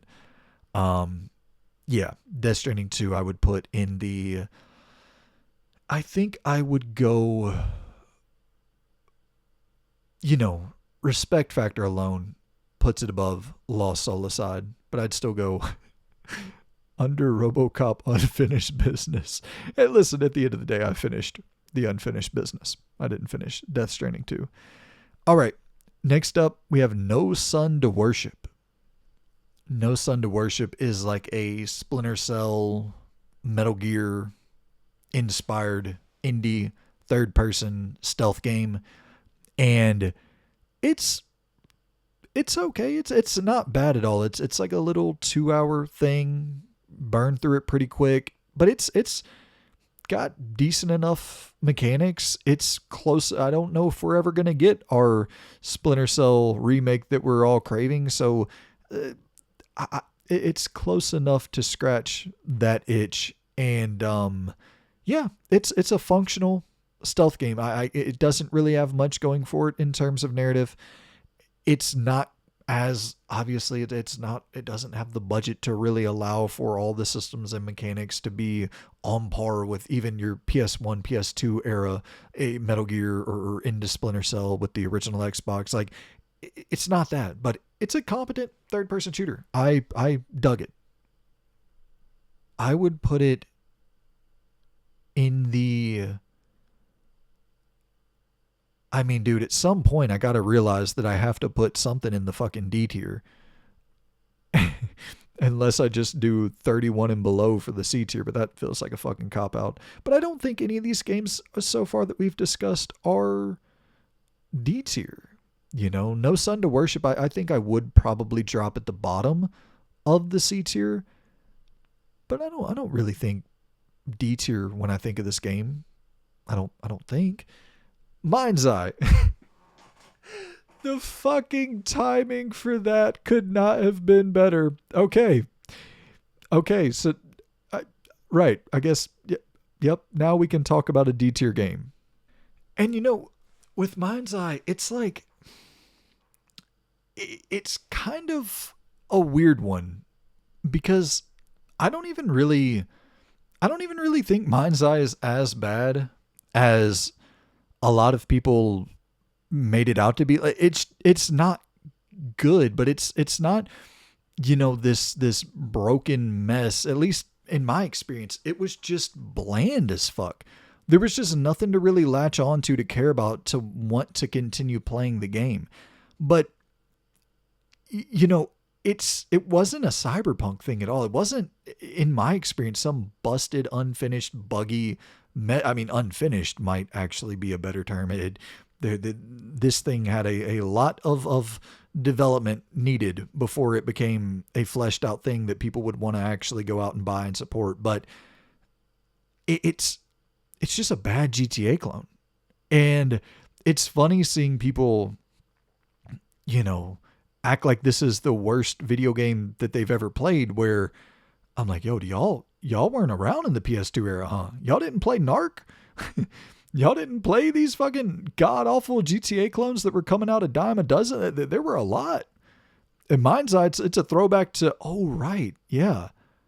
Things have changed quite a bit in that time period. You're releasing one of these style of games, and the expectations are at a level that is totally a different ball game. You're in a totally different ballpark. You know, it's just, yeah. And Mindseye suffered because, well, for one, it's a bad game, but for two, it's just, you don't really get to make bad GTA clones anymore. And I don't know if you ever really did. I don't think any of those games that were really dog shit, 187, Ride or Die, 25 to Life, like I don't think those games ever really did much of anything commercially either. But yeah, bad GTA clones. We used to get them all the time. It was kind of weirdly nice to get a bad GTA clone in 2025. And yeah, like I said, it's a D tier game. Without a doubt. Like, it's not as good as anything on that C tier list, but it's also not, you know, it's not one of the worst games I've ever played or anything like that. If it is, I would recommend dabbling. No, if it is the worst game you've ever played, then kudos to you. You have much more, you know, you're much smarter with your purchasing decisions in the indie space than I am, because boy, there is some dog shit in the indie space. All right. Next up, we got Tainted Grail, The Fall of Avalon. And I mean, if I'm being completely honest, this is kind of one of those games that, like, this actually was completely broken for me, completely unfinished. I got to a point in the game, I probably put 10 or so hours into it and just hit a 100% game-breaking bug where I was in like an arena, and a bunch of enemies just like kept spawning and attacking me, and then I would defeat them, but the quest still wouldn't let me progress forward. It was a weird encounter. And then later, the more I played the game, the more it just got buggier and buggier and buggier. And I was like, the fuck is going on? Because I really was digging this shit a lot. It is a very high quality Scrolls, like a very high quality, you know, Elder Scrolls inspired title with much better combat than you've ever gotten in any of the Elder Scrolls games. And just like a level of, with your dashing and your dodging, and then the parrying felt good. It was satisfying and weighty. And I was liking a lot about this game. The tone, it was dark. There was spectacle to it early on in the opening. You're like, damn, what budget are they working at here with Tainted Grail? And I it's one that I'm hoping will get a physical release at some point, because I do definitely want to jump back in, play through it, and finish it, because I was digging the hell out of what I was getting into. It's generic fantasy stuff in terms of the narrative. There was nothing to latch onto that was, I was like, oh my god, I can't wait to see how this unfolds. Nothing like that at all. But I just liked the world. I liked the eerie sort of atmosphere. I liked the tinge of horror and the blood-soaked environments, and then the drastic kind of changes and separation where you got the sunny, the just the color palette variation that you're seeing on the screen. I was impressed by the world building that I saw very early on in the game. And yeah, I'm hoping that it gets a full-blown physical release with a complete build that is patched up, because I do want to jump back in, and I'd love to support that game physically. And yeah, I was liking what I was playing. It's just busted, or it was busted, I should say. And I mean, for that reason, I think I probably would. I mean, I'd put it in the C tier. I still don't think it's a D tier game. I think what we're noticing is we're about to run out of C tier games, and stuff is just going to unfortunately have to get bumped down to that D tier, even though I don't necessarily think it belongs. Maybe I just kill the D tier entirely. But then where does Mindseye go? Next up, what do we got? Oh man, Neon Apex. This is a title I really, really do strongly recommend. Neon Apex Beyond the Limit is the full name. It's an anime racer of sorts. And the racing is, it's nothing to write home about. It's you've seen it, you've done it. It's fast, it's kinetic, it's fun. But the story, so they have like a career mode where you can go through and just race endlessly and upgrade your motorcycle, your car, whatever you're wanting to drive. And that's more just race by race based, and like career progression and stats and all of that. But then they have a story mode. And it's like a legit good story, a really strong story that is touching on existentialism and just some themes in there that I was like, what the fuck? What are we doing here? And as somebody who I'm always craving a racing game with a story, and it's so rare, there's so few and far between a racing game with a good story. Neon Apex, man, highly recommended. For the story alone, if you want to jump in there, it's maybe 2.5, 3 hours, something like that. I recommend seeing that story out. The writing is superb in this game. Makes no sense that the writing is so good. Highly recommend Neon Apex. Very good game. But how highly I recommend it, I guess that is the question. In terms of tier ranking it, unfortunately, like it doesn't have a ton going for it in terms of when I'm trying to figure out where it slots in. I think we're looking at another C tier style of game, which yeah, that list is overflowing at this point. I would put it above Death Stranding. No, I'd put it above Robocop Rogue City, actually. Yeah, I'd put it above or Robocop Unfinished Business. I would put Neon Apex above that, definitely. And next up on the list to rank, we have the Precinct. And dude, I adored the Precinct. This is from, I believe, Fallen Tree Games, the team who made American Fugitive.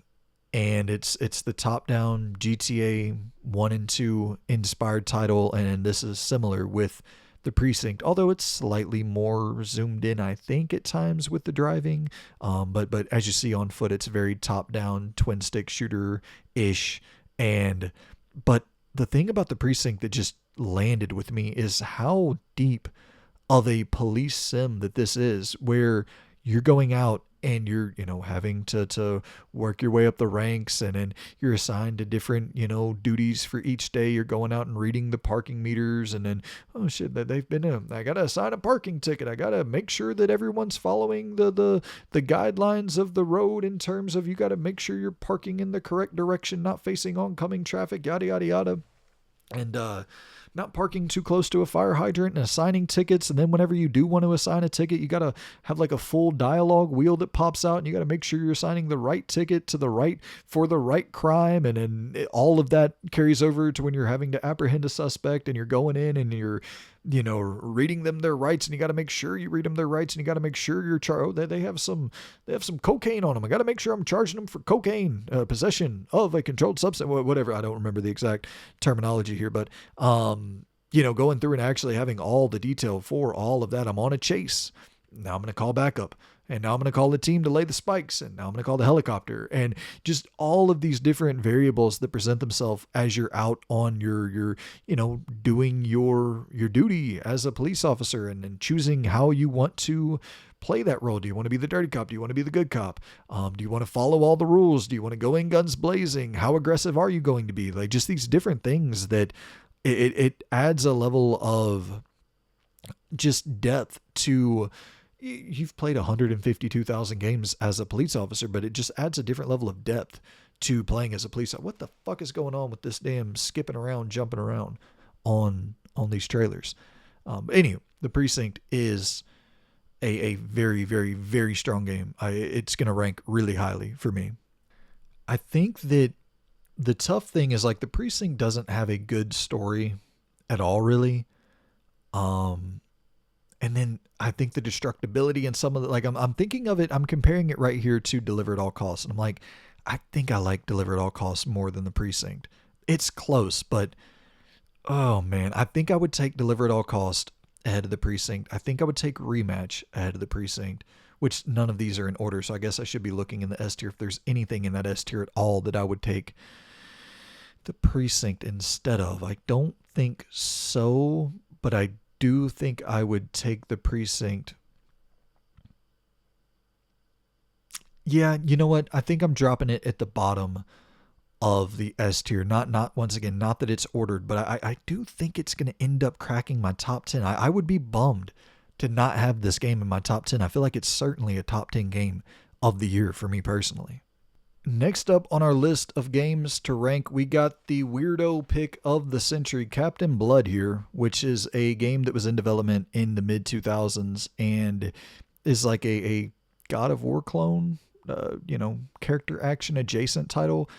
Character action adventure. I'm gonna call this a character action adventure because I kind of think that's more the camp of what God of War is. It's not as overblown and spectacle driven spectacle fighters or flashy. I don't know what you call, but it's more God of War adjacent than Devil May Cry or Ninja Gaiden. It's fun, QTE, silly, lighthearted, and also I really enjoyed my time with this. It's nothing special. It's nothing to write home about. You're not going to, like, I haven't thought about it once since playing it, but now as I'm like rewatching this trailer right now and I'm seeing all these moments and I'm remembering them, I'm like, damn, man, I had fun doing this silly shit.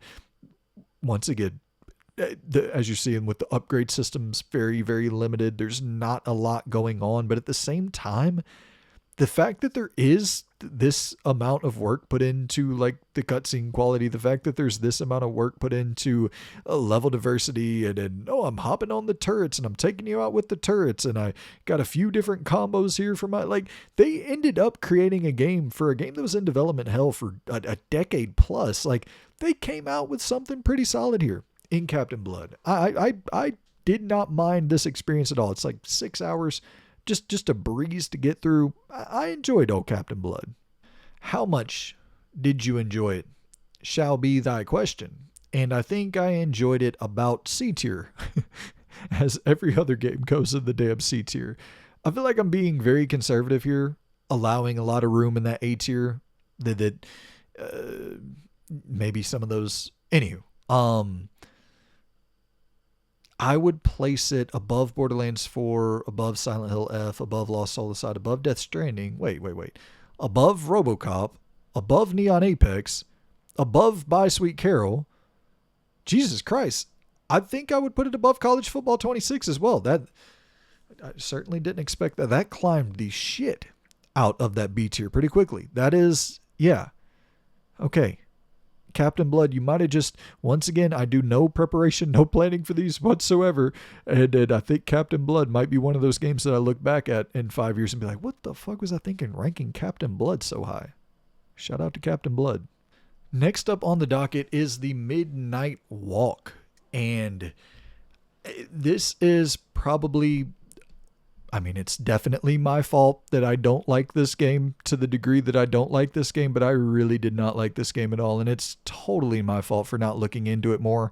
I thought this was like a Psychonaut style game. I thought this was going to be a 3D third person platformer that had, you know, some weird Tim Burton-esque art style. And I just completely misread this game. And now that I'm like looking back at it, I'm like, obviously this is a first person. You're literally seeing gameplay in first person. And I thought that little dude that popped up was going to be a controllable character. Like right here, I thought that was gameplay where you're that little dude. I misread the shit out of this game. And not that, listen, I'm just tired of the first person walking sim of sorts. Like I'm just out of that. I don't really have any more room in my, and I'm seeing like maybe later in the game, it does look like it branches out a little bit and you have new mechanics added in, but I just am kind of out on all of those games. Anytime I see first person walking around as like the core gameplay, I understand it was a VR title, so there are inherent limitations there. There's not a lot you can do in VR with a reasonable budget. So like I get that, but it just, yeah, the Midnight Walk probably was one of my least favorite experiences of the year. And I hate to say it, it's one, if I went back with fresh eyes, fresh expectations, I probably would enjoy it a lot more. This is totally my fault, but I can't really change the way I felt about it. I was just so bummed by jumping into that and being completely off on what I expected. And then what I played of it, the hour or two that I played, I'm not digging this at all. It's so funny. Like, once again, the lack of preparation for this list is about to make me look like an absolute hypocrite here, because I did not notice that Despelote was the game right after the Midnight Walk, because Despelote completely proves absolutely everything that I just said about the Midnight Walk wrong. Like 100% absolutely incorrect.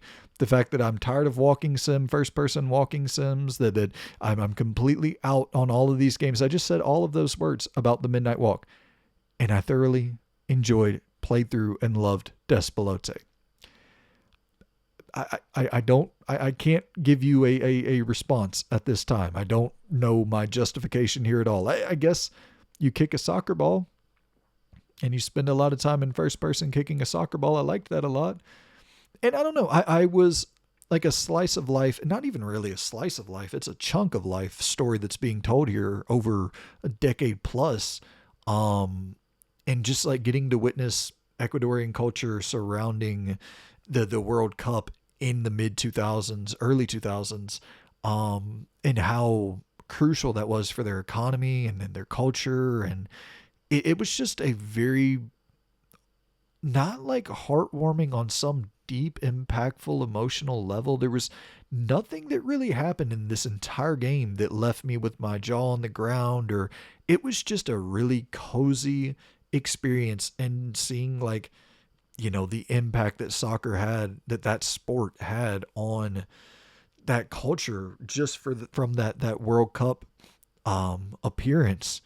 I believe it was their first World Cup appearance in the early 2000s. I might have the timelines off a little bit, but you know, and just seeing seeing what would take shape in Ecuador following it, and everybody's out there playing soccer during recess, and it's a part of everyday life. In, you know, you're seeing the kid's background, and he's going, and anytime he's home, he's wanting to play the soccer video game, and it's just, yeah, it is a slice of life story that doesn't do anything to leave you completely stunned and shocked. I can't believe this happened. And I think that's exactly why it landed as heavy as it did, as why it landed as a just unexpected sort of experience where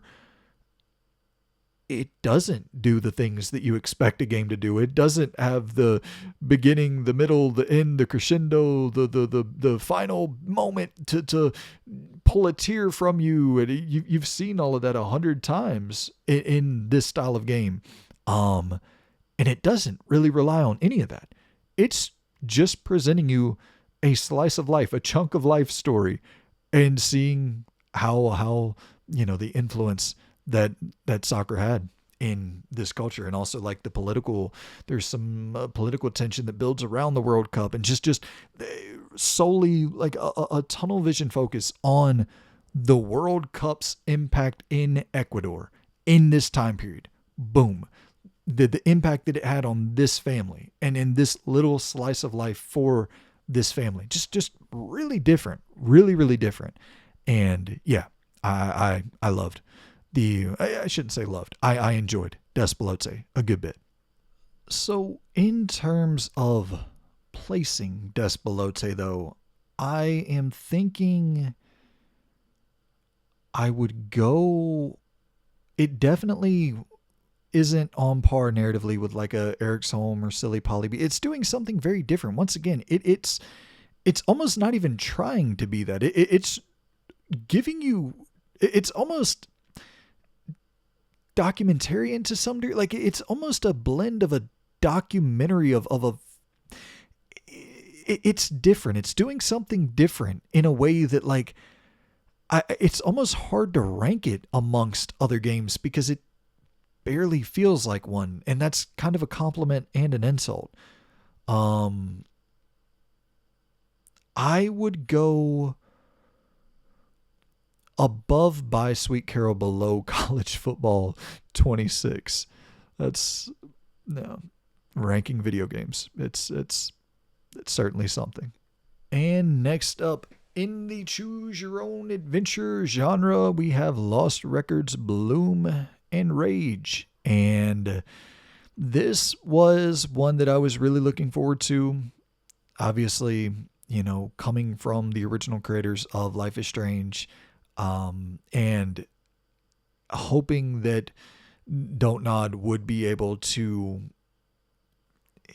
get back into that flow of Life is Strange 1 with a story on par. And I was left fairly disappointed with Lost Records. To the point I didn't even finish the final, chapter. I played through the entirety of chapter 1. It's only 2 chapters. I played through the entirety of the first part 1 and maybe an hour into part 2, and I was just like, dude, what am I doing? Why am I doing any of this? This feels so inconsequential on every front. Like I liked a lot of the setup with episode 1, and then I'm going into episode 2, and it's like, all right, well, let's get back to modern times, because it's a story that's split in between like the past timeline and then cutting into the modern timeline. And it's just like, I was hoping that story or part 1 would be the past, and then we go into part 2 and it's modern. And it's I'm not a fan of like flashback stories in general. It feels like there's a level of agency that is just inherently unallowed. Like there's nothing I can do because it's already happened, and whatever happened, and here we are, and now we're just kind of waiting for you to tell me what happened so we can maybe potentially change what's going to occur down the line. Like, you know what I mean? Like, how are my choices going to matter at all? And I understand that you can definitely bob and weave and create something there that, oh, well, your choices did matter because of this split in the timeline. And they not to spoil anything, but they delve into that a little bit. As you can, I think it's pretty apparent up front that it's mildly supernatural. I'll just say that. But yeah, it didn't land. It didn't land for me at all. And that's kind of back to the point once again with Dispatch, why I was so thankful that it did land, because this has been happening so consistently.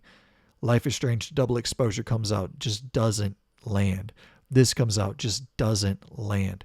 Nothing is landing consecutively in this genre. And you start to worry about the fate of the genre. And so, yeah, I'm just thankful Dispatch came along, because it's a genre I love so much. And it's a genre that I think is really important, because it in a way revitalized the adventure game genre when Telltale comes along, and people were just burnt with the point and click adventure games. And then we're like, man, adventure games just kind of went away all throughout really all throughout the PS2, definitely late PS2 life cycle, and all throughout the 360 PS3 life cycle. So Telltale comes along with The Walking Dead, and it revitalized, like, here's a new way of doing adventure games, in which Jurassic Park they did before that. Anywho, 2 hours and we're talking about Telltale's Jurassic Park. That's a brilliant way to spend your time.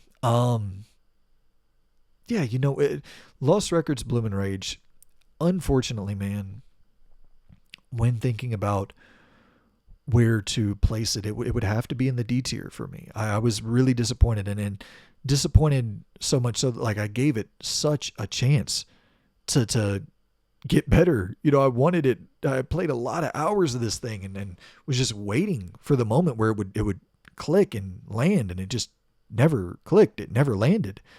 I would go above Midnight Walk, though. I'd go above Mindseye as well. For sure, I'd go above Mindseye. Maybe, would I go? Yeah, I'd go Midnight Walk under Mindseye. I'm sorry, Midnight Walk. That's so rude, but yeah, nothing about it landed for me. And next up on the docket, we have to rank the prints, the blueprints, that is. Let's discuss the old blueprints. This obviously came out and took the world by storm. People adored this experience, and I liked it a good bit too. I played probably 15 hours of it, something like that, and I got to the point where I know that I'm nearing the end of it. And then I think it was either Expedition 33 came out or something came out, and I would go back to it, and then I would run into the RNG thing where it's, I know exactly what I need to do, but I'm running into bad rolls, and I'm not, like, let's speed this shit the fuck up, was kind of the feeling. But at the same time, this is one where if I would have had a little bit more time, like if this would have came out with nothing else releasing near it, or if I was playing nothing else at all, I could have easily seen myself sinking, because I've heard people dropping hundreds of hours into this, and supposedly the deeper you allow the game to get, it keeps fucking digging. Like, it is a supposedly very, very in-depth and intricate with the possibilities and the different rooms you'll discover and the different story threads you'll pull at. And but yeah, I got pretty far in it. I don't want to spoil anything, but would it be a spoiler to just say, like, I found a basement style area in the game, and I'll leave it there. But yeah, and which maybe there's another 30 hours even beyond that. I don't know, but I was fairly sure that, like, it seems that this is starting to come to somewhat of a conclusion. But then I just, kept getting bad rolls, and like, it's a game where all of you already know this. So here I go explaining this for no fucking reason to add more time to this damn ranking, but it's a game where it's all randomly generated. Each room you enter is randomly generated, and you are essentially, this mansion has been left to you, but you have to reach the secret room that I believe it's your uncle who left you the mansion, and you have to reach this secret room to be able to, sign the deed and then have the mansion become yours. To actually own the house, you have to reach the secret room in this mansion. And yeah, it's one where, like, even just rewatching the trailer, I'm like, fuck, man, I really should have finished that. I should have committed some time to it, because I was digging what I was playing. Yeah, other shit just came out where this isn't my, like, go-to genre of sorts. I love a good puzzle game every now and then, but I have to really be in the mood to sit down and just have an entire game based around puzzle solving, especially one that is like, okay, you're going to put 20 plus hours into it before you roll credits. That's not typically what I'm looking for with a video game.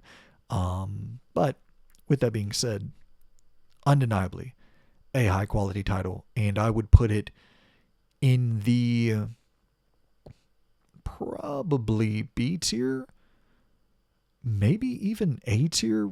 I don't know. I don't think a game can get in my A tier unless I finished it. So, but I would put it above Captain Blood, maybe right below Eriksholm, The Stolen Dream for Blueprints.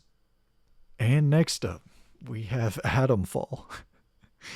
This fucking year, it doesn't even make sense.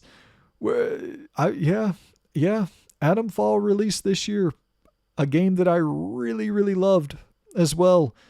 A game that, I mean, once again, you're starting to see the emergence of this first-person Elder Scrolls, Fallout. Like, you're seeing the AA and even indie space attempt games of this ilk that are fairly deep, fairly complex role-playing games with choice and consequence and agency and having an actual impact over the story. And Atomfall is a great example of one that just really landed for me.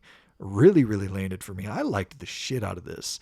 It is, of those games where developers are like, you are not going to know where to go and you're going to like it. Like, this is kind of the perfect example of one that works, where instead of just being overly tedious, monotonous, and boring, it's all, it's based around like longitude and latitude. All the clues that you find in the game are based around longitude and latitude, and then you go to your map, and then you have to actually take a second, and it's meticulous like that, but you take a second, you go to your map, and you're like, okay, well, let me place this, and you have all your own custom markers that you can go in and place, and you're finding clues by doing that, and by talking to the different NPCs in,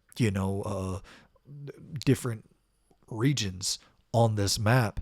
And the thing that works about it, though, that I think developers need to take a cue from this, is that your main character has tunnel vision. He wants one goal completed in this game. And every dialogue encounter, every interaction he has with someone else, like if he helps someone else, it is for nothing other than information that he needs to complete the main objective.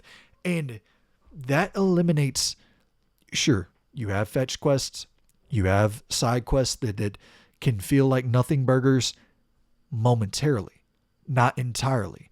And that's so crucial to the pacing of a game like this that is all about the, potential to get lost and uncover so many different secrets and figure out you're solely plotting your way around this world and truly that sense of discovery.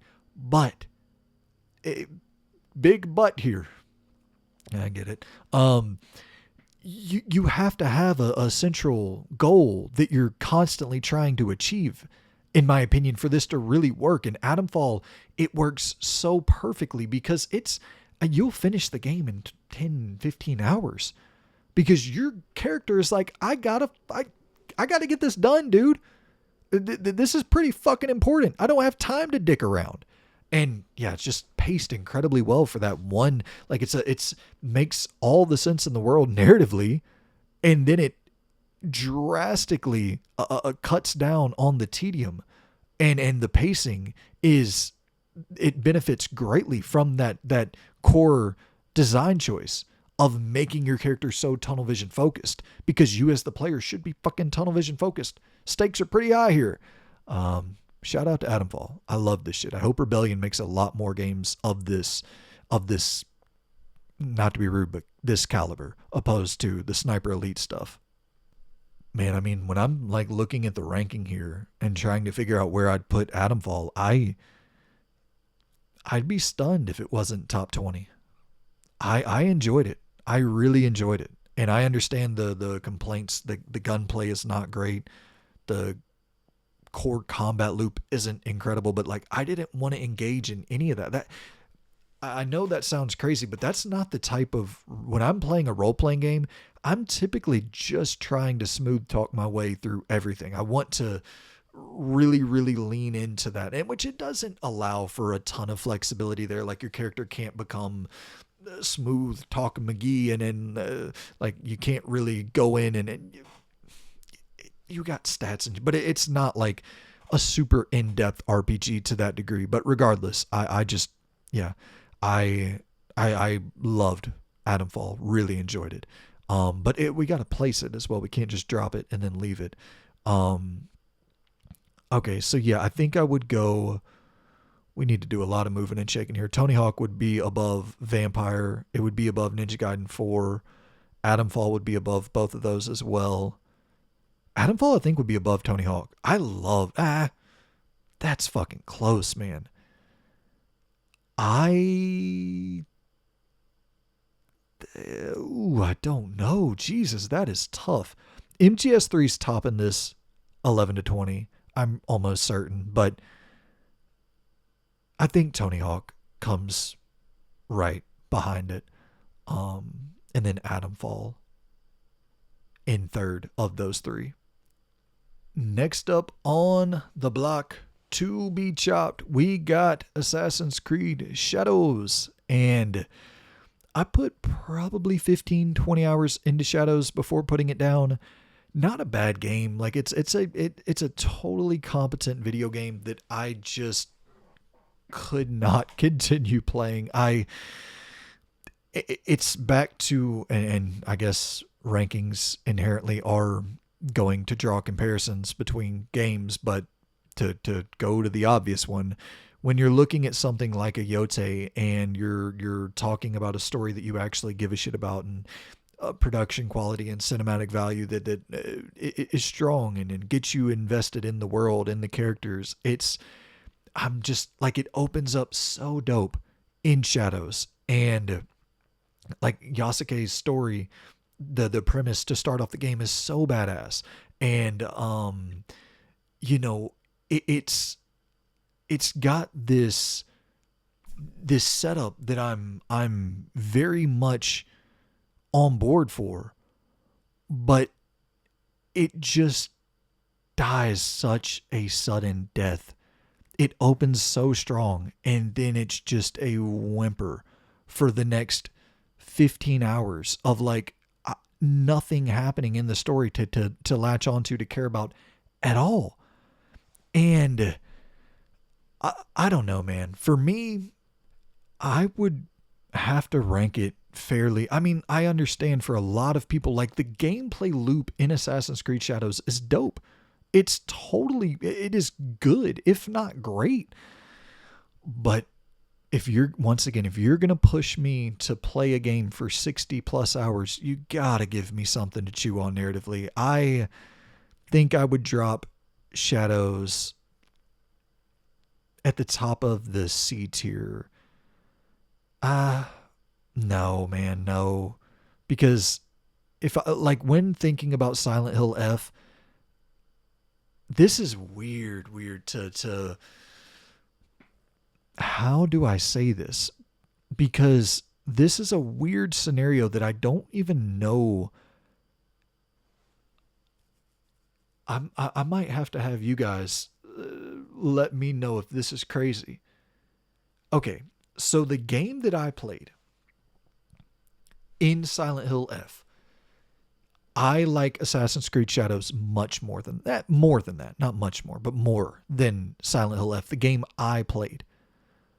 But when I'm looking at those two games back to back, and I know now that Konami has gone in and removed a lot of the combat and removed a lot of the, just the enemy encounters that you'll experience throughout the game. And they recognized the weakest part of their game and started to go in there and clean that up. It's like, I want to go back to Silent Hill F much more than I want to go back to Assassin's Creed Shadows. But I liked what I played more of Assassin's Creed Shadows. Does that make any sense? Yeah,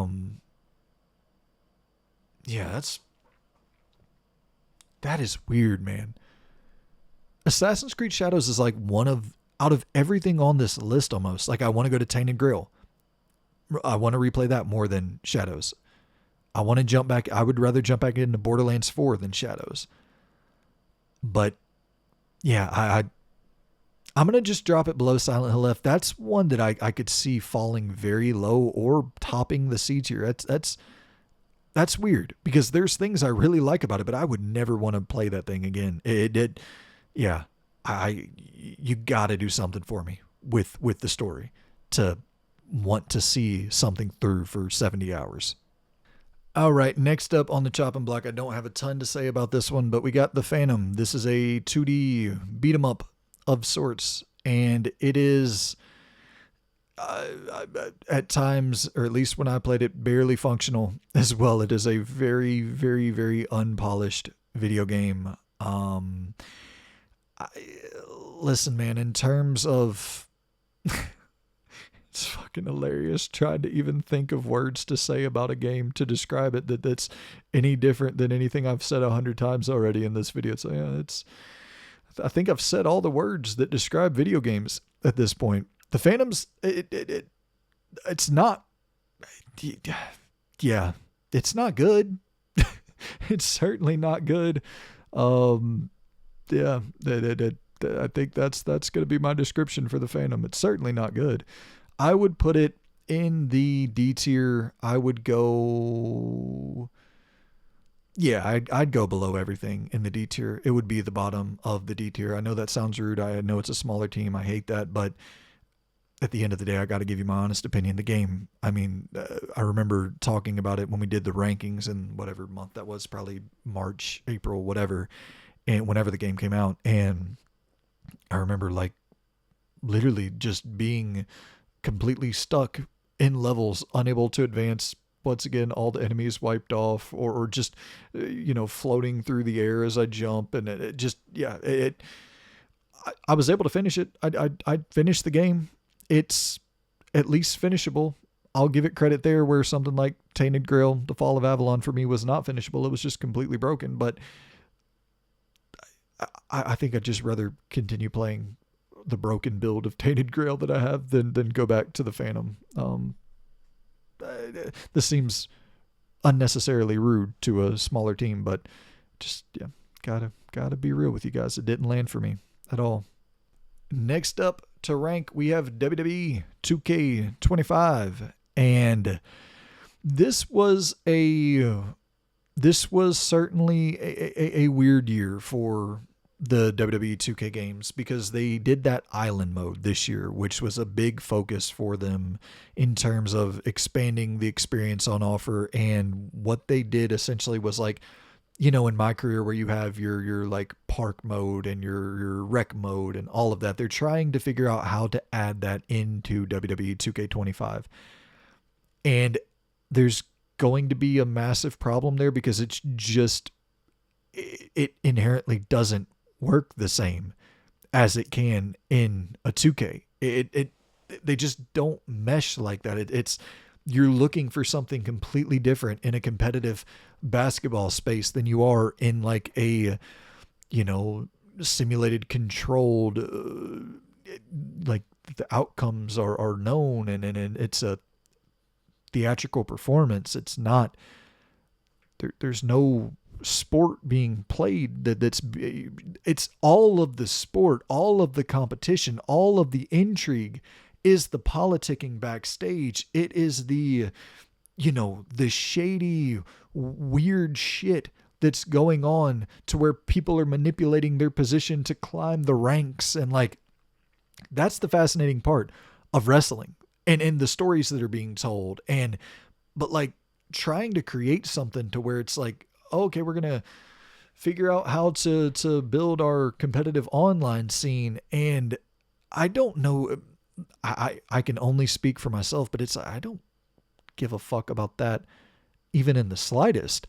But whenever so many resources and so much money and attention is put into that mode to figure out how to nickel and dime and be as hyper monetizable as humanly possible, something is going to be sacrificed, of course.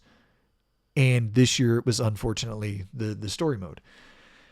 And it's weird because the story mode this year, despite the sacrifices, is on the right track to easily become the template of the future for how these stories should evolve.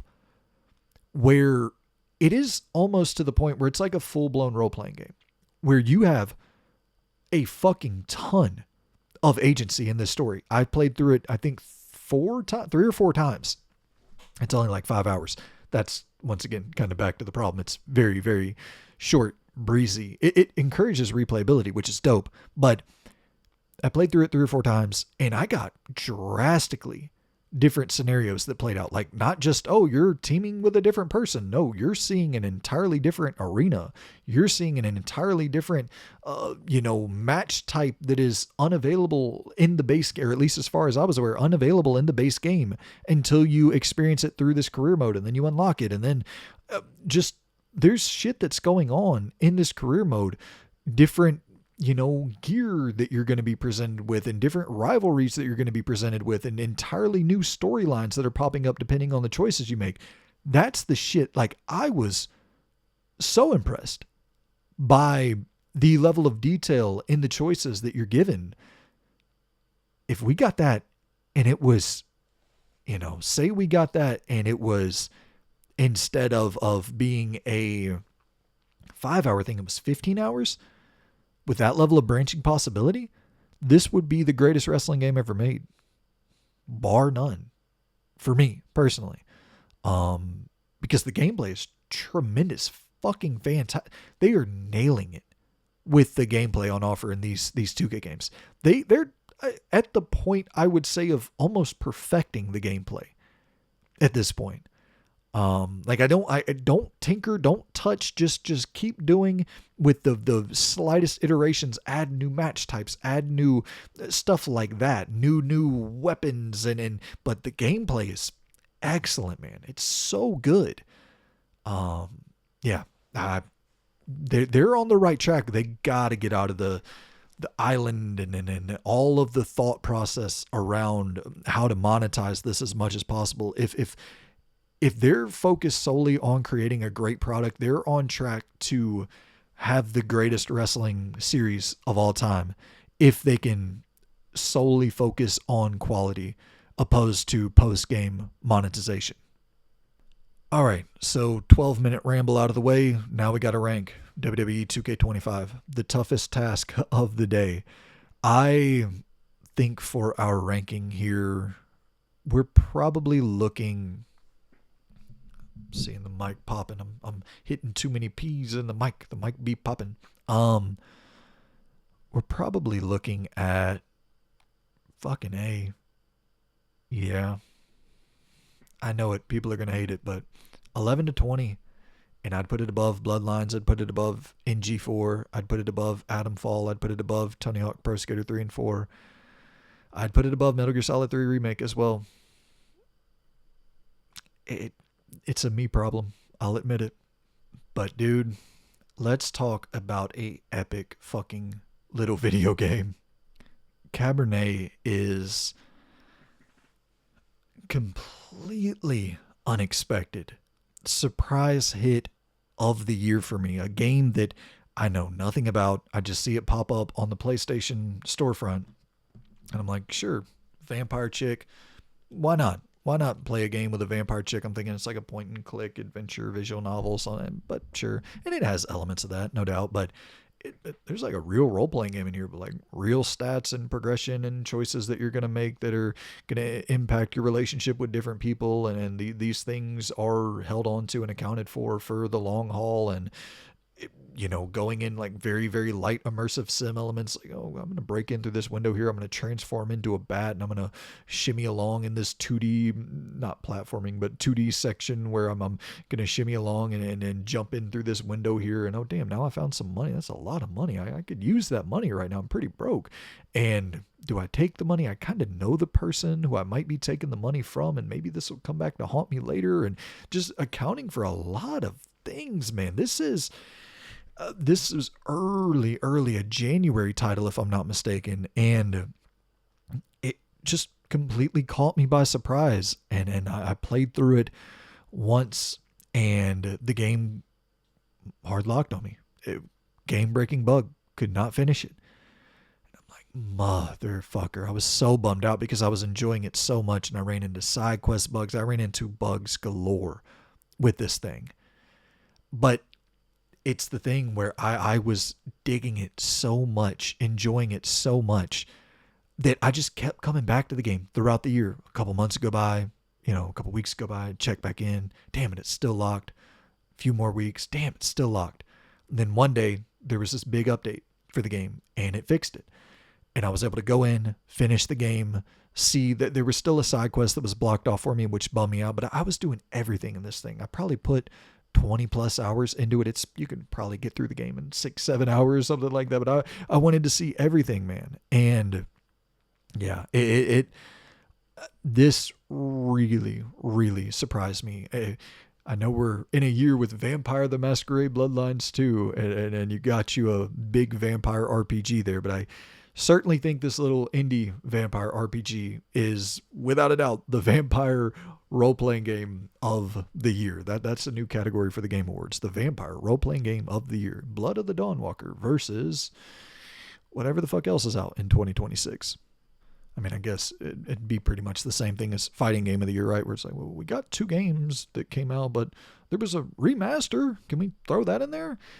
Cabernet is one of my 10 favorite games of the year. I mean, yeah, I'll die on that hill. That is definitely one of my 10 favorite games of 2025, bar none. And I mean, I don't want to keep going on and on about Cabernet, but like the whole fucking thing is voice acted as well. It's a super, super, super small team, and like the entire thing is voice acted with incredibly high quality voice acting. And yeah, that game, once again, talking about punching well above its weight class, that Cabernet, something really special with that little thing, man. All right, next up we got Monster Hunter Wilds. Everybody knows what Monster Hunter Wilds is. I'm going to be very, very brief with this one. And really, I'm having a fucking blast sitting here just rambling. 2 hours and 30 minutes just rambling. I don't really feel kind of the perfect time to begin recording. It's only 10 o'clock p.m. I'm like, I got plenty of fucking... I began drinking caffeine again. I went years without drinking caffeine. I'm like drinking caffeine. I'm hyped up, wired all the fucking time. But yeah, I'm not trying to be short with Monster Hunter Wilds for time's sake. I just don't have much to say, man. It's certainly a game where you hit things with a sword, or with shoot things with a gun, and various different ways to hit things. And I like games where you hit things, and at times I like this, but man, I just felt nothing while playing this the entire time. I probably put 15 hours into it. I was just, nothing is landing with me at all. It felt floaty and like lacking impact. And I get that that's kind of a thing with the big multiplayer style of experiences where you want things to be real grindy and real, but that was the weird. It was like a very simple experience, but it just didn't have any crunch to it, any weight to it, any impact that it felt satisfying to me at all. Like, it's a great spectacle. It looks crazy, that these monster designs and just, yeah, that shit was dope for sure. But I don't know, man. Nothing about this spoke to me at all. I think this was my one and done for Monster Hunter. I don't think I'll ever jump back into another one. I'm glad I tried it out. I want to give everything a chance, and a real chance, put like 5+ hours into it just to see. But yeah, I think I'm out for sure on the Monster Hunter franchise. And for a ranking on it, I mean, it would be in the D tier. I would go above Lost Records though, top of the D tier. But I definitely like everything in that C tier much more than Monster Hunter. Next up we got Pirate Yakuza. This was one of my real early front runners for Game of the Year.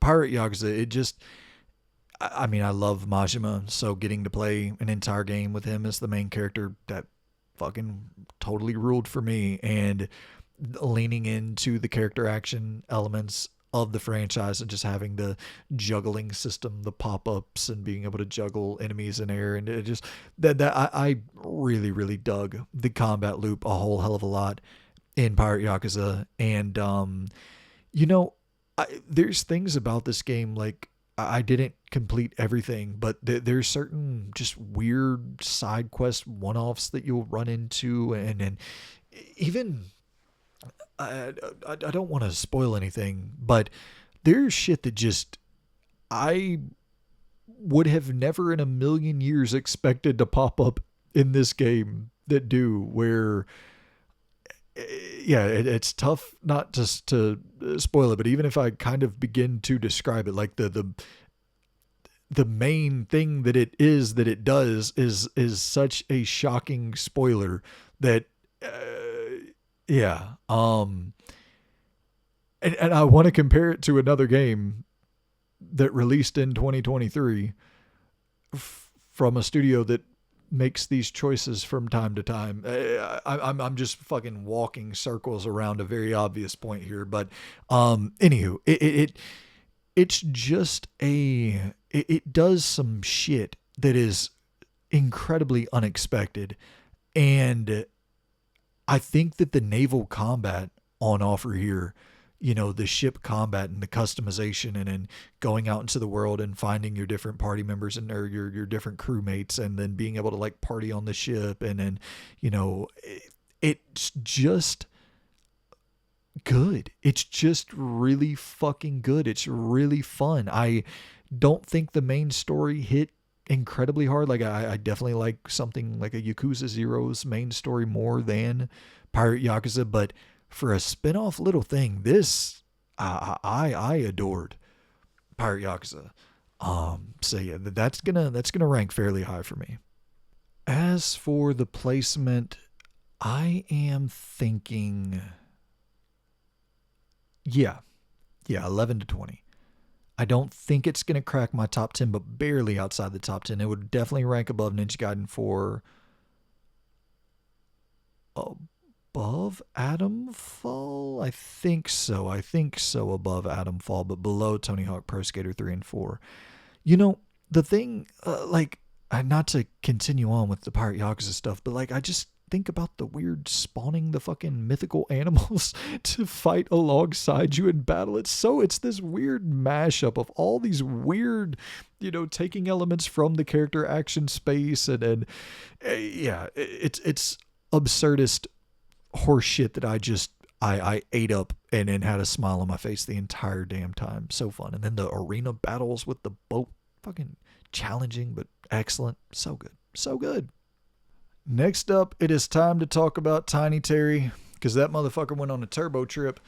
And yeah, it's a open world kind of, I guess Simpsons hit and run like would be my best comparison. More of like a collectathon, or you know, it's not action packed and violent. It's a GTA clone of sorts, but not really doing any of the GTA activities other than I guess the Grand Theft Auto. There's some elements of that, but it's yeah, you don't really get games like this anymore, and you don't really ever see them in the indie space. Every now and then, like we talked about, a Deliver at All Costs, even though that did get Konami funding it and backing it. The Precinct, to some degree, I would say is indie adjacent, but this is like a full-blown indie game. Tiny Terry's Turbo Trip, as you're going around and you're trying to take your vehicle to space for some weird ass reason. But this really really worked for me earlier in the year. I as I'm sitting here looking back on it, and 10 plus months have passed, I'm trying to remember like the memorable moments from Tiny Terry's Turbo Trip, and I'm failing to do so. So I think that might say either something about my memory or something about the game. But yeah, it's not a game that, like, I remember the soccer. It was fun. Right here, you're playing the soccer. That shit was fun. There's some good humor and some fun, whimsical, lighthearted moments, and yeah, it was just I enjoyed this a lot earlier in the year. And I mean, I would probably drop it. Like, there's no doubt that I liked it when I played it. I definitely liked it more than Silly Polly Beast. So I think I would probably place it at the top of the B tier. I don't know. No, there is something about a story that just hits that fucking hard. Um, that I think Silly Polly Beast might remain at the top of that B tier.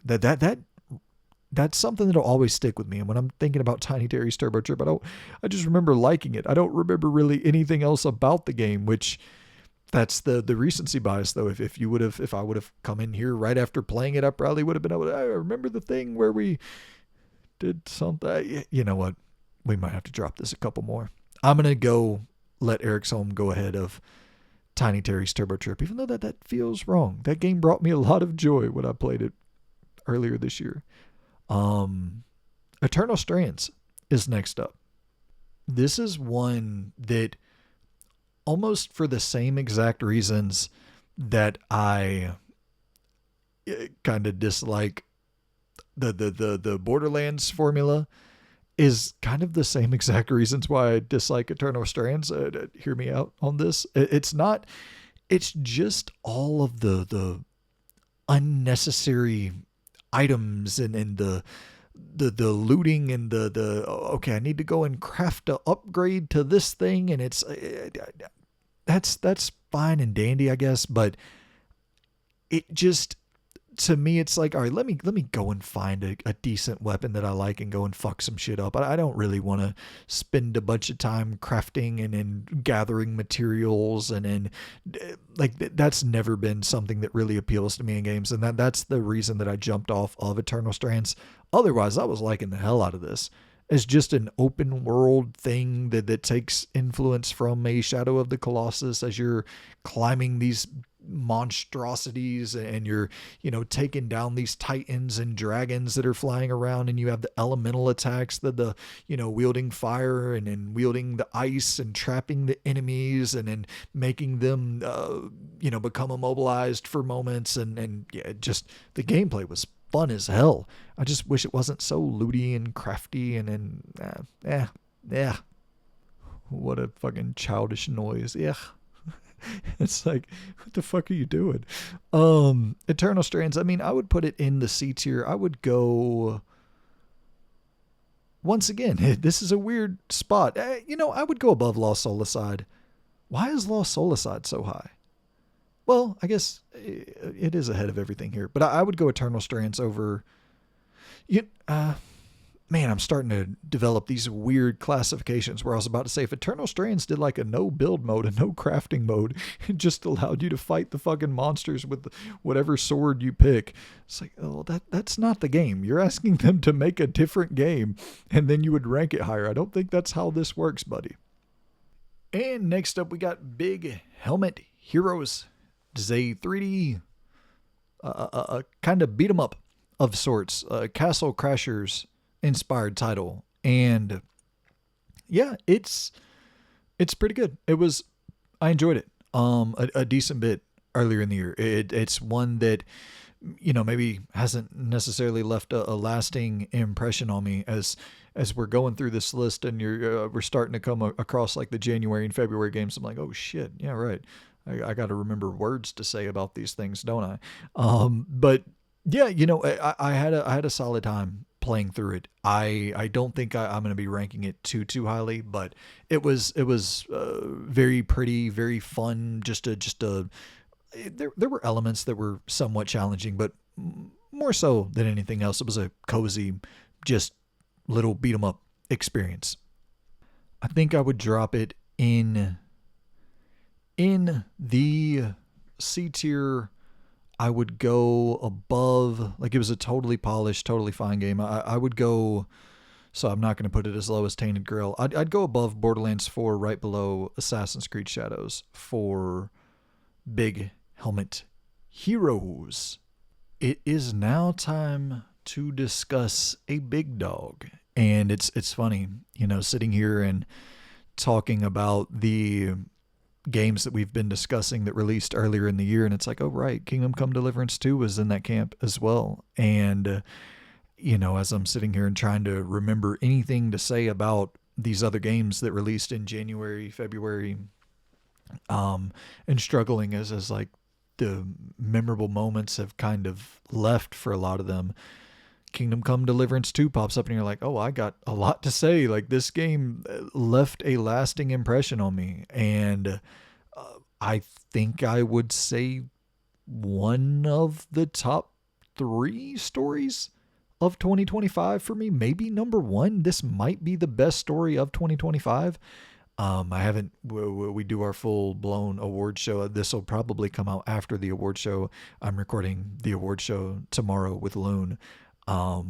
Just trying to get these back to back. I have a couple free days, so I want to make sure that all of this is recorded and ready to go for y'all. But Kingdom Come Deliverance 2, is a game that I think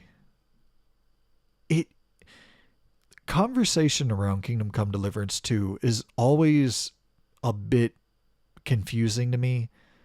And I think that the fan base for Kingdom Come Deliverance 2 does a lot to push people away from this game. In the sense of like, and not intentionally, I don't think. I think they're just giving their honest experience with the game, but it's just so different from mine, where, people are like, it's this punishing, ultra challenging, 300-hour long thing. Be prepared. You better get ready. And it's like, I don't know. I finished the thing in like 50 hours.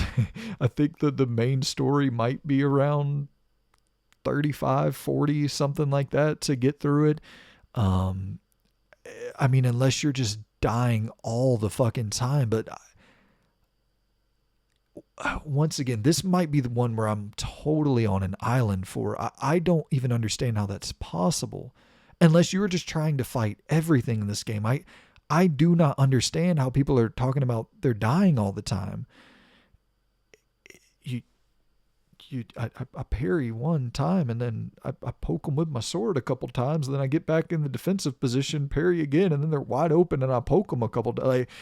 And you just do it over and over and over. It's I don't think it's good combat at all, but it's certainly not challenging.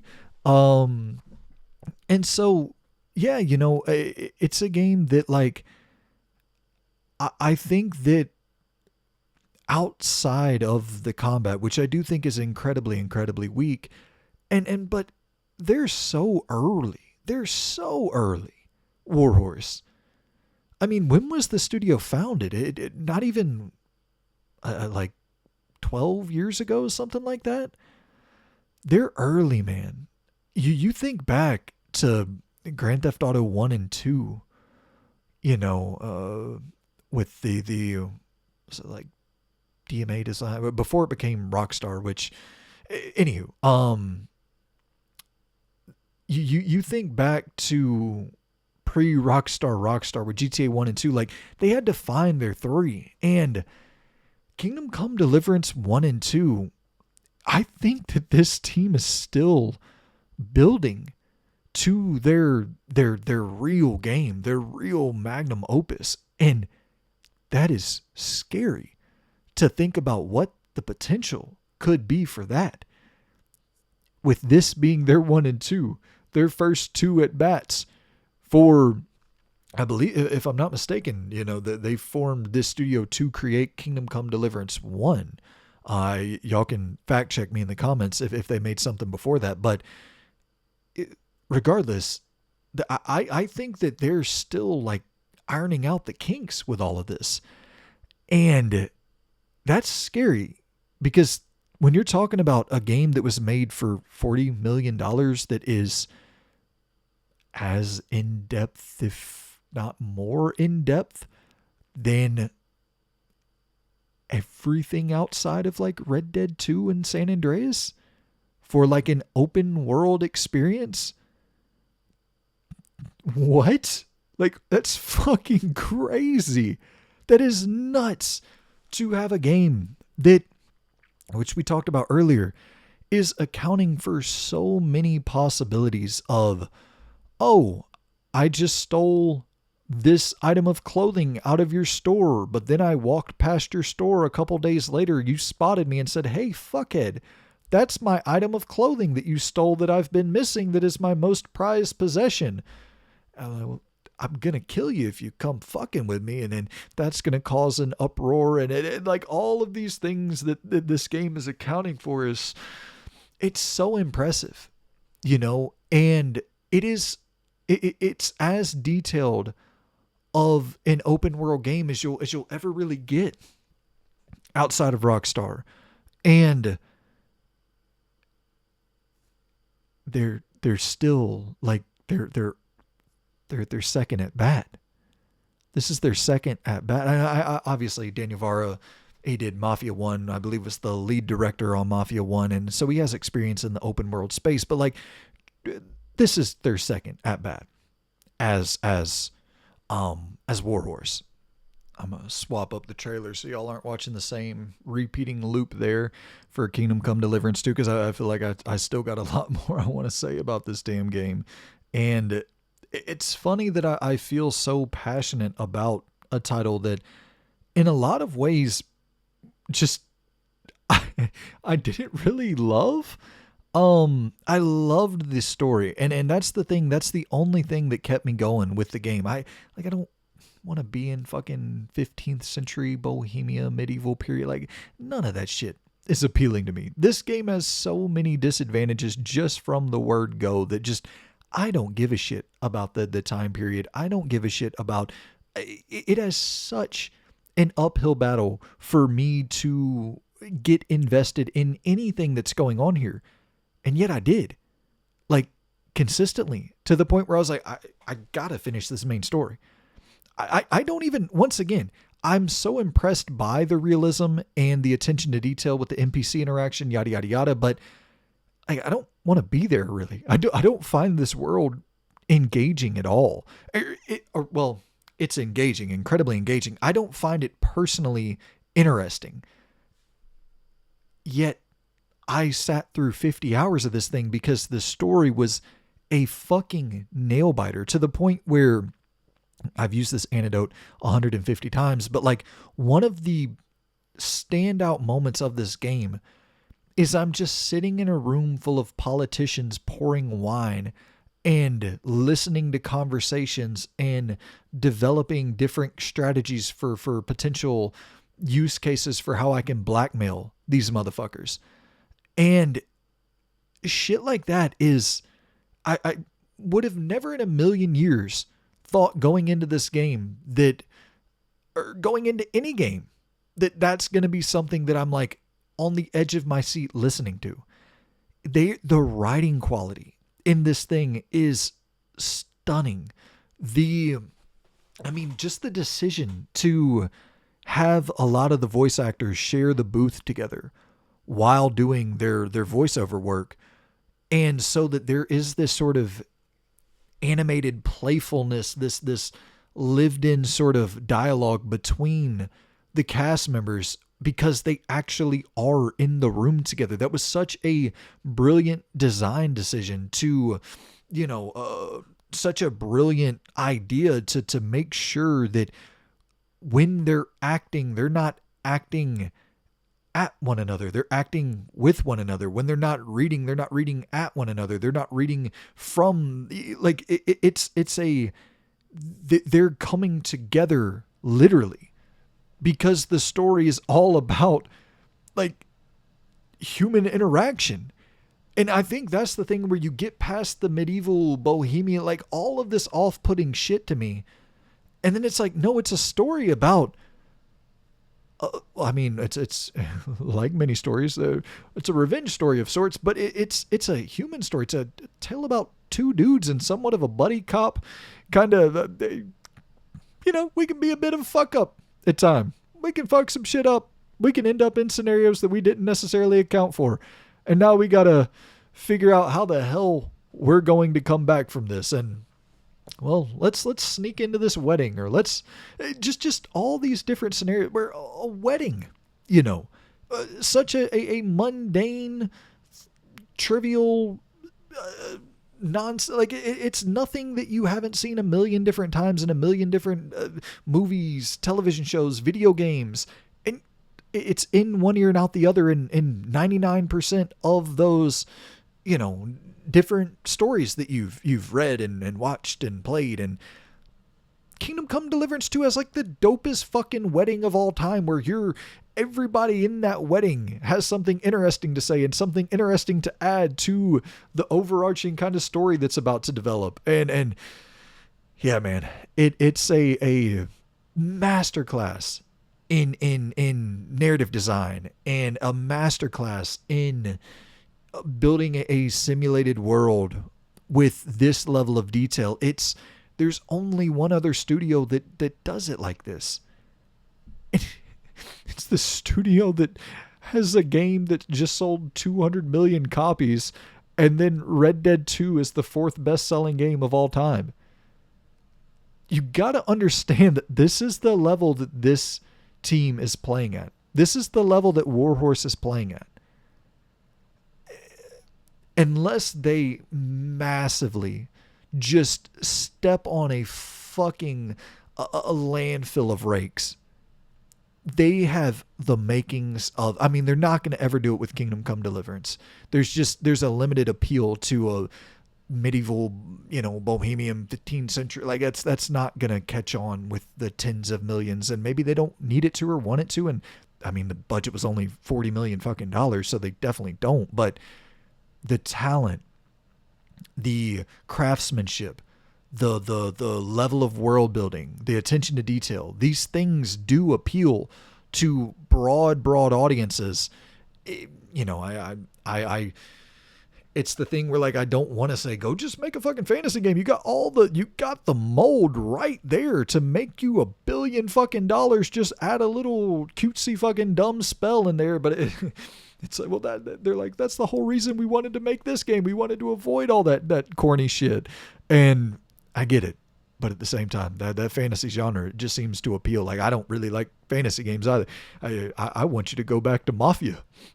Make you a damn 1920s, you know, pick the location. I'll go wherever the hell you want me to go. But let's you know, let's go back to the roots and let Daniel Vara create that Mafia game that he always wanted to create, where they stripped out a lot of those semi elements back in 2002. Let's lean all the fucking way in 2028 or whatever. But hey, once again, it's just, this is a game that I'm more impressed by than I am, like, I don't even know. I loved the story. I don't really know if I loved anything other than the story in the world. Like, the other moving parts, I didn't find all that to be of a super high quality bar. But once again, second game on the board. For the main complaint to be that the combat's not good, it's like, well, you got a whole lot of other shit going very well for you, so I wouldn't be too concerned. But for me personally, like, yeah, Kingdom Come Deliverance 2, just story alone is gonna put it in high up on my list, despite all of those complaints. It wouldn't be top 10, but it'd certainly be in that 11 to 20 camp. And now we just got to figure out where in that 11 to 20 camp. And once, like, if the combat was better, this would easily be in top 10 contention. I would go, I mean, it's kind of like right there in line with like an Atomfall for me, where, but I know the story is just so good in Kingdom Come Deliverance 2. I'd put it above Atomfall. I would put it above Pirate Yakuza, I think. And then I think this is where it would be under Tony Hawk Pro Skater 3 and 4, right above Pirate Yakuza for Kingdom Come Deliverance 2. Next up, we got Robodunk. It's a robot basketball game where you're playing as these little transforming robot characters, and you're going through a roguelike of sorts. And if you win, you advance in a tournament. If you lose, you're shit out of luck and you got to restart. There's tons of abilities as you're seeing. You got lasers being shot and different effects taking place. It's pretty much NBA Jam, but with a ton of batshit different builds that you're crafting, and you're morphing these robots in different directions and having new abilities that you're unlocking along the way. It's a cool game, and I think it's actually just the console release was this year. I think it released on PC last year or a couple years ago, but yeah. Played it on console for the first time this year and thoroughly enjoyed it. I would go B tier. It would be actually I would go above Eriksholm.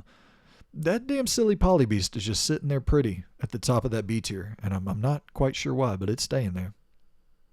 And next up, we got Dynasty Warriors Origins. This, once again, another very early in the year January release, or February. And I picked it up. It's a good game, like all Dynasty Warriors games, to kind of test the power of the new system. Let's see how many men we can get on screen at one time.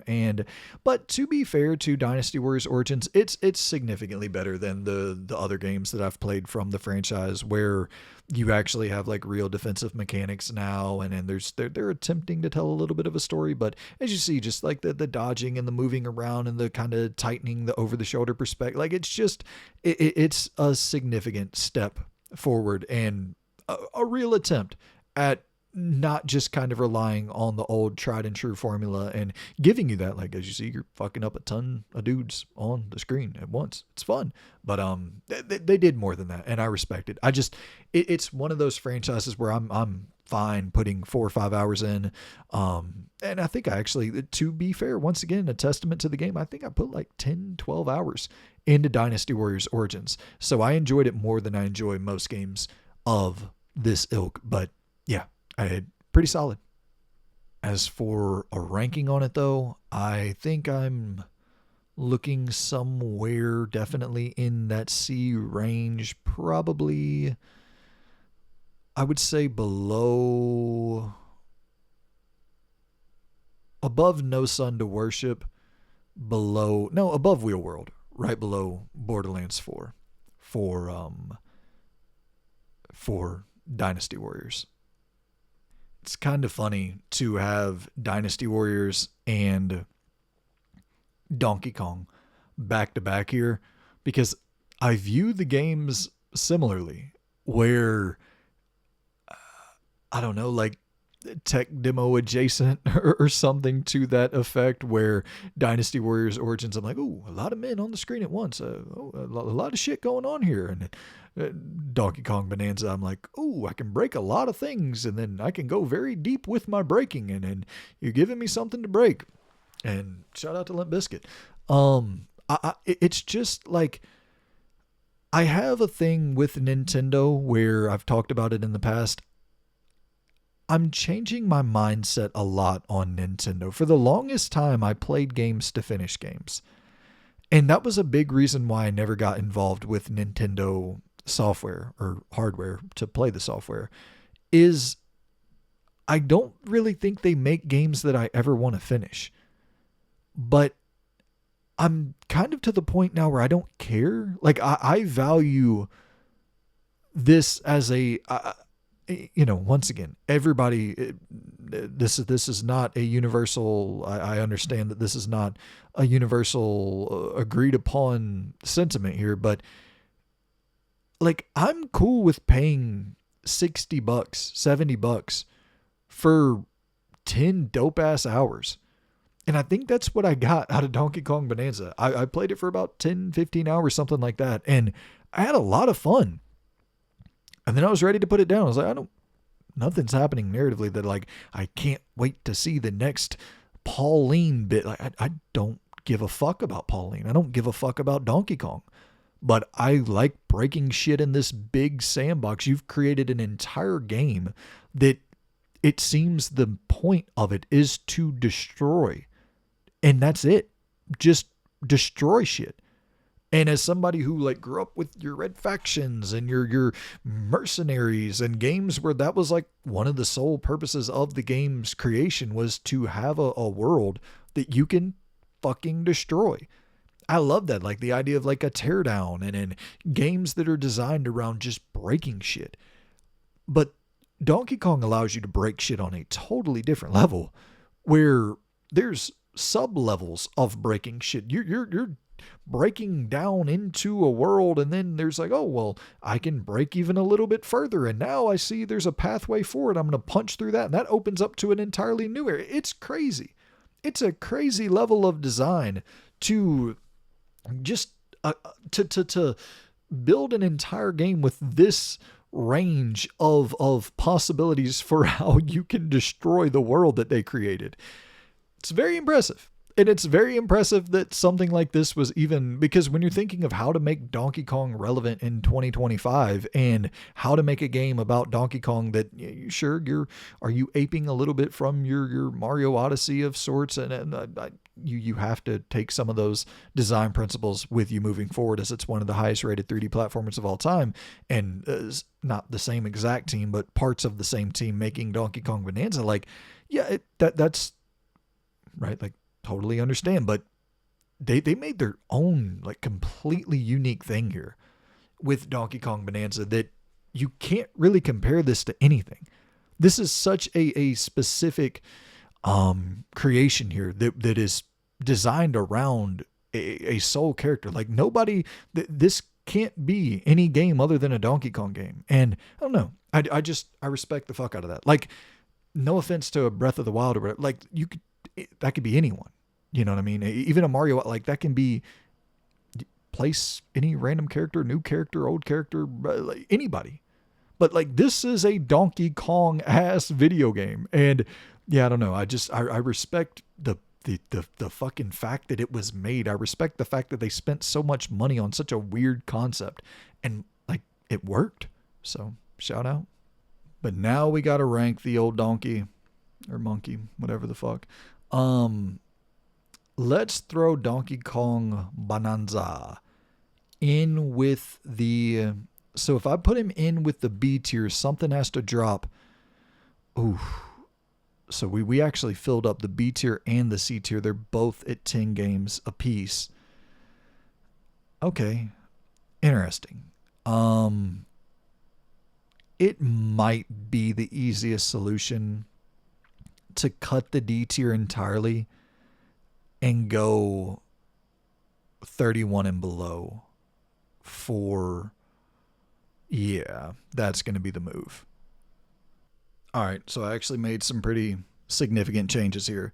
So I dropped it down to where we only have 4 tiers, and I removed the letters entirely. So now it's just, which the letters never really mattered because I was looking more so at we got the 1 to 10 range, the 11 to 20 range, the 21 to 30 range, and then the 31 and below range. So I think that's going to make this a little bit easier for the back end here, because now, when something needs to get slotted into this 21 to 30 tier, it gets bumped down to the 31 and below. Like Robocop is going to be the first game bumped down whenever we need to bump something down, and which we're going to need to bump Robocop down right now, unfortunately. So Robocop will now enter the top of the 31 and below, so that Donkey Kong can enter into the 21 to 30 range. And in terms of its placement, Silly Polybeast is my 21st favorite game of the year. This is the game that I think is going to overtake Silly Polybeast. Donkey Kong Bonanza, I think, is going to be at the top of that 21 to 30 range. Yeah. Shout out to Donkey Kong. And next up, let's talk about the old Hades 2. And, this is one for me where I definitely enjoyed it. And at times I was like, I think I'm enjoying this more than the first game.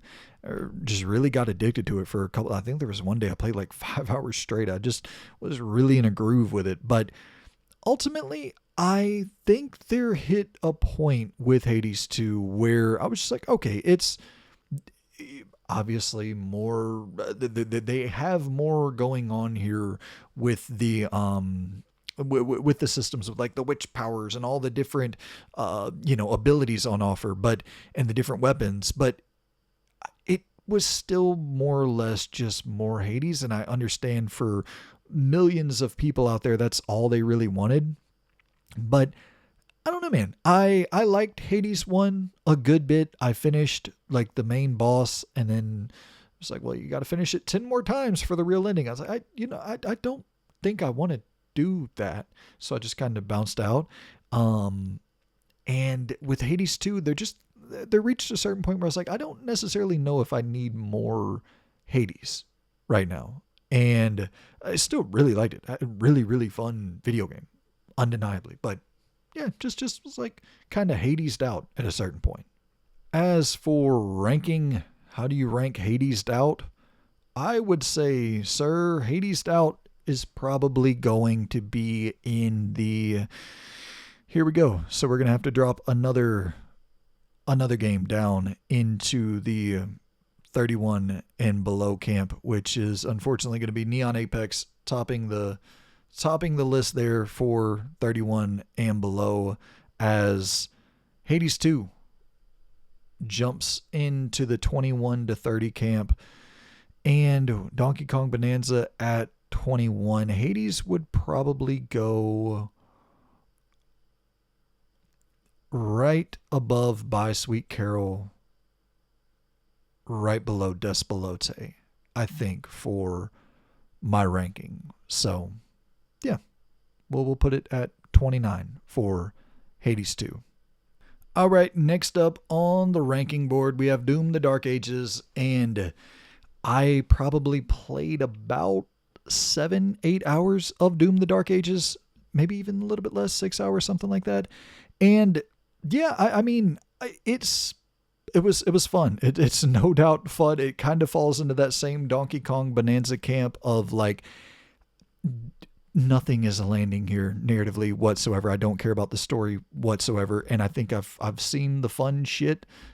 Cool. I got my dragon thing going on here. I got my big Transformer mech suit thing. Dope. I'm crushing up my skulls and shooting bone fragments at the enemies. As you see, I got my Captain America spinning fucking chainsaw shield. I'm throwing it, and I'm having a good time. But at the same time, it's like, I think I get the gist after 6-7 hours. So don't really have many bad things to say about it. It was fun. Just kind of like nothing to really chew on to keep me going. And I think like when I'm looking at it, probably should be in that 21 to 30 range. But I don't know, man. Honestly, I think it's probably 31 and below. I would go above. I think I'd go above Robocop, right below. No, I'd go above Robocop, right below Neon Apex in the 31 and below camp for Doom: The Dark Ages. All right. It's looking like the time shall be now to discuss the old the Expeditiously 33. Man, Clair Obscur Expedition 33, the game of the year. I mean, there's no doubt about it. In terms of like the industry-wide perspective, the game that will be remembered for years and years to come as like the game that defined 2025. It's without a doubt Clair Obscur Expedition 33. It's not my personal game of the year, but it is the game of the year. Like, I cannot deny that, and nor would I want to. I loved the game. I had such a great time with Expedition 33. It's been interesting, where I felt like when the game first came out, so crazy to say this, I felt like I was on the cooler end of the spectrum for Expedition 33 because I gave it like an 8.75 or something when we were doing our review of it.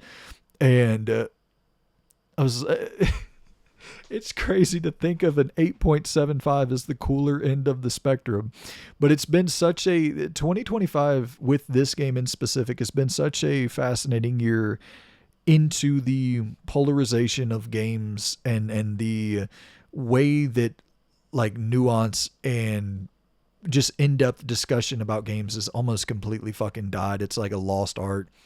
And it's like, I don't, that is what it is. That's life. But you're, after the Game Awards, the revisionism, it was the quickest act of revisionist history that I've ever seen take place for an individual product in my life, I think. Like, usually, you know, it takes a little bit of time for people to start hating Nickelback. It takes a little bit of time for people to they want to build you up and tear you down. This all happened in the span of like a few months for this game. It's crazy. Got built up to be, you know, it's going to go on to be the probably best-selling modern JRPG or JRPG inspired game of the last decade or so. Maybe outside of like some Dragon Quest stuff, or but like up there, right? And it seemed like overnight, and I know that this is not the consensus. This is the fucking the terminally online community, which I'm certainly a part of. You know, but the chronically online, terminally online, that's a little bit darker, but chronically online, we'll call it. But it was wild to see that turn after the Game Awards, and how many people just started dunking on this game. And it's like, I was getting some pushback for giving it an 8.75. I was getting some pushback for not being like over the moon on it when the game first came out. And I was over the moon on it. That's the crazy fucking thing, is like, I think I said it's my favorite turn-based combat system in the history of video games. I loved this thing. I bought a fucking hoodie of it. I adore Expedition 33. It's certainly going to end up in my top 10 games of the year. I fucking love this game.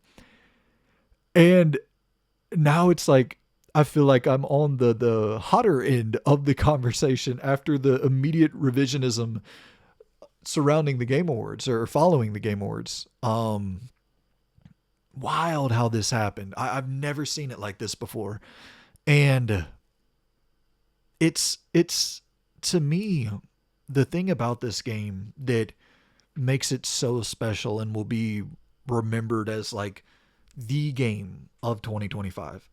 I think that, you know, that's where conversation can differ. And like, some people think that the story is this masterpiece, and I'm like, it's a good story, maybe great story at times, moments of real greatness. It's not like, I've seen a lot of, I don't want to spoil anything, but like, that's a thread that has been pulled at 1,000 different times, and it's not pulled at in a way that's incredibly unique here, but it is a cool twist. It's like a cool angle to take on it, and I liked it. I liked the character portrayals. I liked the realism. I liked the, you know, sort of grounded tone for a JRPG. I dug all that. You know, I dug the visual language. I dug the presentation. A lot about what they're doing with the storytelling I really vibed with. The voice acting is phenomenal. The all of these things, right? The music and how it builds the story, and the final fucking boss fight. The music there alone is worthy of it winning best score in music or whatever. But it's a game to me that will be looked back upon as like, so many people, and I know this pisses people off, but it's just the God's honest truth. And I'm replaying the same damn trailer over and over again. Let's move over to the reveal trailer here. But, you know, it's been said over and over again that this is the game that got people into turn-based combat, that turn-based combat never clicked with you for this reason, that reason, the other. And it pisses people off to hear that, because they're like, well, there's been 100 other games that have done similar things and are just as good, and this, that, and the other. And it's like, I hear you, I respect you, but at the same time, I'm in the camp with those other people. Like, I love KOTOR. I love Dragon Age. I deal with the combat. I deal with the turn-based combat in those games. Games like Metaphor, Baldur's Gate 3 even. I don't like I bounced out of those games because I don't like the combat to that degree. Like turn-based combat is not this. It is definitely a like tank-based controls in survival horror games. Like it is. There's a community out there who prefers that, but it's not everybody.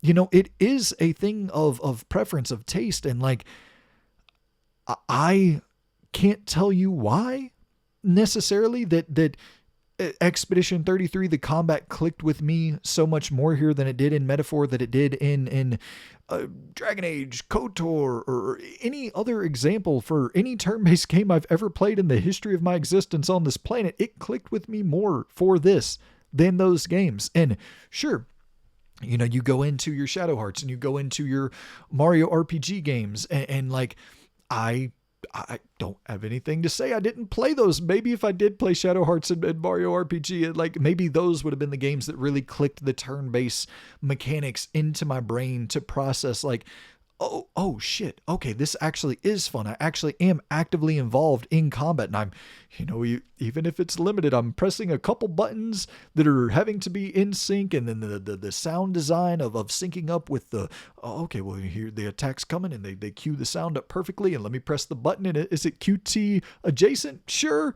Or, you know, QTE adjacent? Sure. But it's still so damn, it's just so fun to me. This combat loop is so fucking fun to me in Expedition 33 that I have never once in my life said that about turn-based combat in a video game. You know, the active elements here, they just were so fun to me to engage with and to try to, like, I'm never dodging anything at all in Expedition 33. I'm just non-stop parrying and living and dying by that fucking parry. And then, you know, in sync, jumping with your entire squad at the right time with the right button press, and just the boss designs were so immaculate. And yeah, man, you know, the first time that your second squad comes onto the field and you're like, no, y'all are about to clean up. We got the cleanup crew. They're about to save the day. Like, there's just so much thought put into the design for the combat in Expedition 33 that, like, yeah, man, I don't know. I could go on and on that this game deserves so much praise. And then at the same time, it's like, I try not to overly consider too much about how people are going to feel about my personal opinion on things, because I just am one person and I just have a personal opinion like everyone else has a personal opinion. That's what being a person is about, is being individual and having your own, like, you know, take on things. And everybody should have their own preferences and then likes and dislikes. And then it's not like, you know, we're just people here. But yeah, it's like, this is one of those games where it's, you think of like, I wonder, are you going to be upset that it's too, it shouldn't be in a top 10 at all. It should be the number one on top 10. It should be fucking 0. Then there's not a number that defines Expedition 33. It shouldn't even be on a list of games. There's no other games that equate to it. We can't compare Expedition 33 to other games. It is the game. I don't know. I think I'm just fucking this. I think I'm still on a caffeine high. I went 3 hours and 20 minutes and I'm just fucking going. I promise no cocaine induced word vomit here. Expedition 33, man, is it. Okay, listen. So we're at 9 games in the top 10. This is going to be a long one because we still got to rank this top 10. Where we're going to leave it right here for now, and then we're going to go through and rank the top 10 to close off the episode. Goodness gracious. You know, I'll check the viewership on this. I'm sure that this is not going to be received all that well, and I completely fucking understand why. But I'm going to check the viewership on this. If this performs poorly, I think next year we might just do a top 10 and call it a fucking day with a top 10. But I don't know. I'm having a good ass time. It's only 11 o'clock. Once again, perfect time to fucking, we're just rolling through this 5-hour recording. Fuck it. Who cares? We'll do it. Why not? Next up on the list of the rankables, we got Promise, Mascot, Agency, a game where you're kicked out of the Yakuza So you go and recruit mascots, and you send mascots out to do mascot shit, whatever. What the fuck? I guess they just go and dance and greet and, hey, come take a picture. And they help out businesses get people into the doors of these different businesses. And then, yeah, it's an interesting game. It's like a little open world GTA inspired title at times, where you're just driving your car around open world and then going and helping these mascots out as they're in danger or whatever random situation they pop up into. And then it's a lot of visual novel, a whole hell of a lot of visual novel and anime inspiration, which is the reason I jumped out of it. There's a limit. There's a hard limit on the amount of visual novel and anime stuff that I can take. And Promise Mascot Agency hit that limit pretty quickly. But I don't know. This game's fucking really, really cool and really weird and different, where you have your card battling elements at times where the mascots, they'll end up in a conundrum and you got to go in and perform like a quick little turn-based card battler of sorts. And it's got some shit going. It's one to keep your eye on. It's weird and interesting to the point that I despite the visual novel shit that I didn't like at all, I still kind of want to go back and play more of it. I think I would rank it in the, it would be 31 and below. I would probably put it below, let's go right above Big Helmet Heroes, right below Assassin's Creed Shadows for Promise Mascot Agency. And next up, we got Mullet Mad Jack, a roguelike first-person boomer shooter of sorts with the 80s, 90s anime aesthetic going on here. Ultra machismo, macho, kind of Hollywood vibes in there as well. And yeah, this is a game that I really, really got into. It was on Game Pass this year, and I just really got into. I played the entire thing in a day, I believe. It's only like 5-6 hours long, something like that, and it just fun as hell. Dismemberment all over the place, and there's also some moments in here that you're not really expecting, like sniper sections and more narrative centric sections, and some pretty strong boss fights throughout the thing. I dug Mullet Mad Jack a good bit. Challenge level 5,457. Say something to close off your thoughts on a game other than I dug blank quite a good bit. Mullet Mad Jack, it would be in the, I think it might be in the 11 to 20 camp. As I'm like looking through it here. Yeah, I think Mullet Mad Jack is going to be in the 11 to 20 camp. I really, really liked that game. It's just pure fun. Like nothing but fun the entire fucking time. And a decent level of challenging, but never like too weirdly challenging. Like it knew its role and it played it well. And it weighed it well on the Richter scale. I think that's a Lil Wayne lyric. It's someone's lyric. Next up on the list, we have South of Midnight. And this was from Compulsion, Xbox first party title that came out this year. And golly, man, I'm just looking at the game, watching the same trailer that you guys are watching. I hope that you're listening to this and not watching this, but if you are watching it, thank you for watching. There's a lot of trailers in here, so I hope that it's, anywho.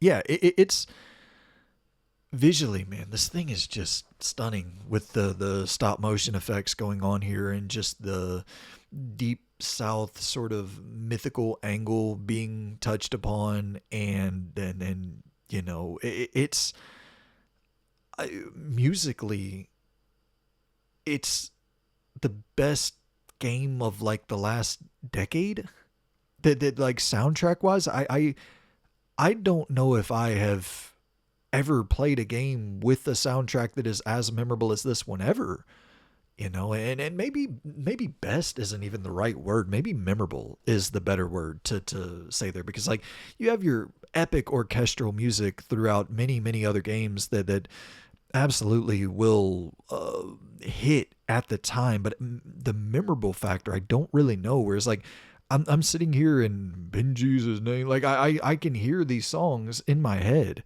Um, and individual song. Like I played this game in what, March, April, whenever it came out. I still remember those songs. I don't listen to video game soundtracks. I don't go back and listen to video game soundtracks. I still remember some of these tracks, and so fucking, some of them are, it has this like Disney animated film, the sort of mantra, the sort of aesthetic, the even the sound for this, the music, it has that, it's that, right? But then you hear the words and you're like, wait, this is fucking really sad, really dark. And so like the thought that was put into the lyrics to reflect the characters and the stories that are being told, and also the voices for the singer, is very reflective of the song that is being sung, and trying to make sure that it's in some way, shape, or form encapsulating a piece of the character that the song is about as well. And yeah, man, it's, I know I'm saying a lot about everything but the gameplay, and that is the problem, because it's everything but the gameplay. This is everything but the gameplay, the game. But here's the problem with even that statement, is it is a PS2, action platformer of sorts, in an era where we do not get many very linear, very tight, very, very, very concise games with a decent budget that throw back to the PS2 days. And I love that era so much. I love the era of Beyond Good and Evil, of a Sly Cooper, of and it's kind of in those realms, right? A little Devil May Cry in there, but obviously I'm very well aware that the action, the actual combat is subpar, and so that's going to knock it down quite a bit. But God, look at this fucking thing. Every time I look at it again, I'm like, motherfucker, what? This art direction was on a different planet. Okay, so looking, I would definitely put it above Donkey Kong Bonanza and Silly Polly Beast. I certainly would not put it, well, no, I don't think I would put it in my top 10, but I think it's going to end up fairly high in my 11 through 20 range. I would put it above Mullet Mad Jack. I would put it above Vampire the Masquerade Bloodlines 2. I would go above Ninja Gaiden 4. I think I would go above Atomfall.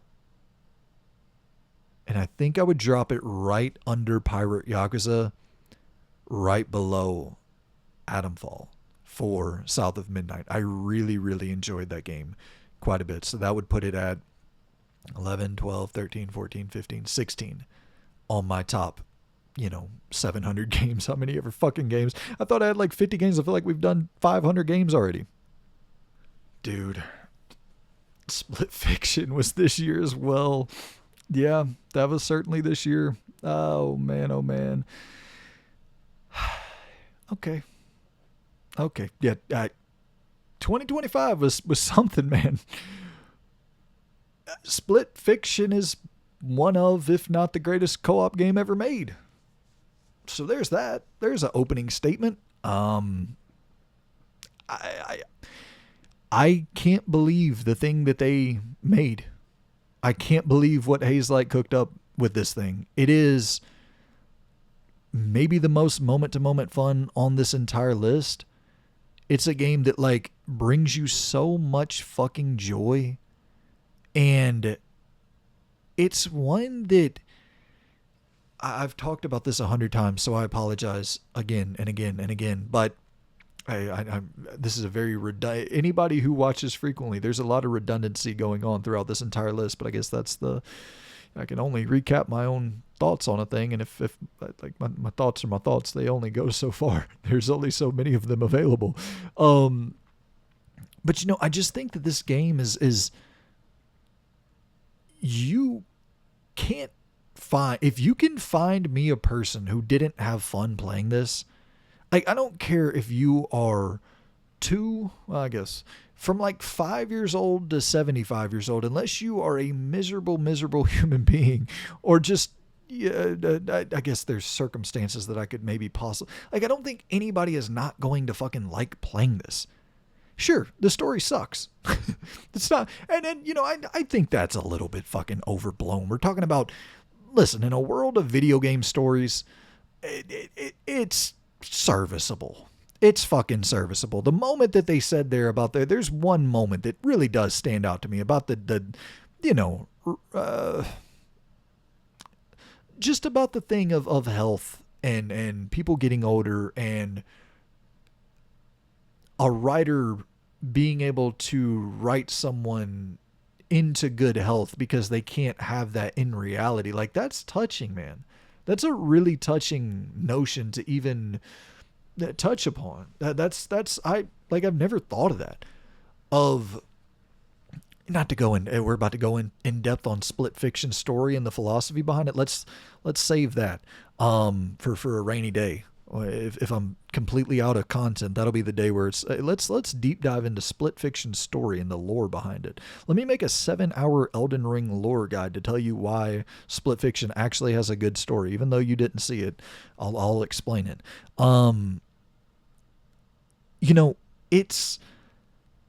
I think that the level design in Split Fiction is maybe second to none on this entire list.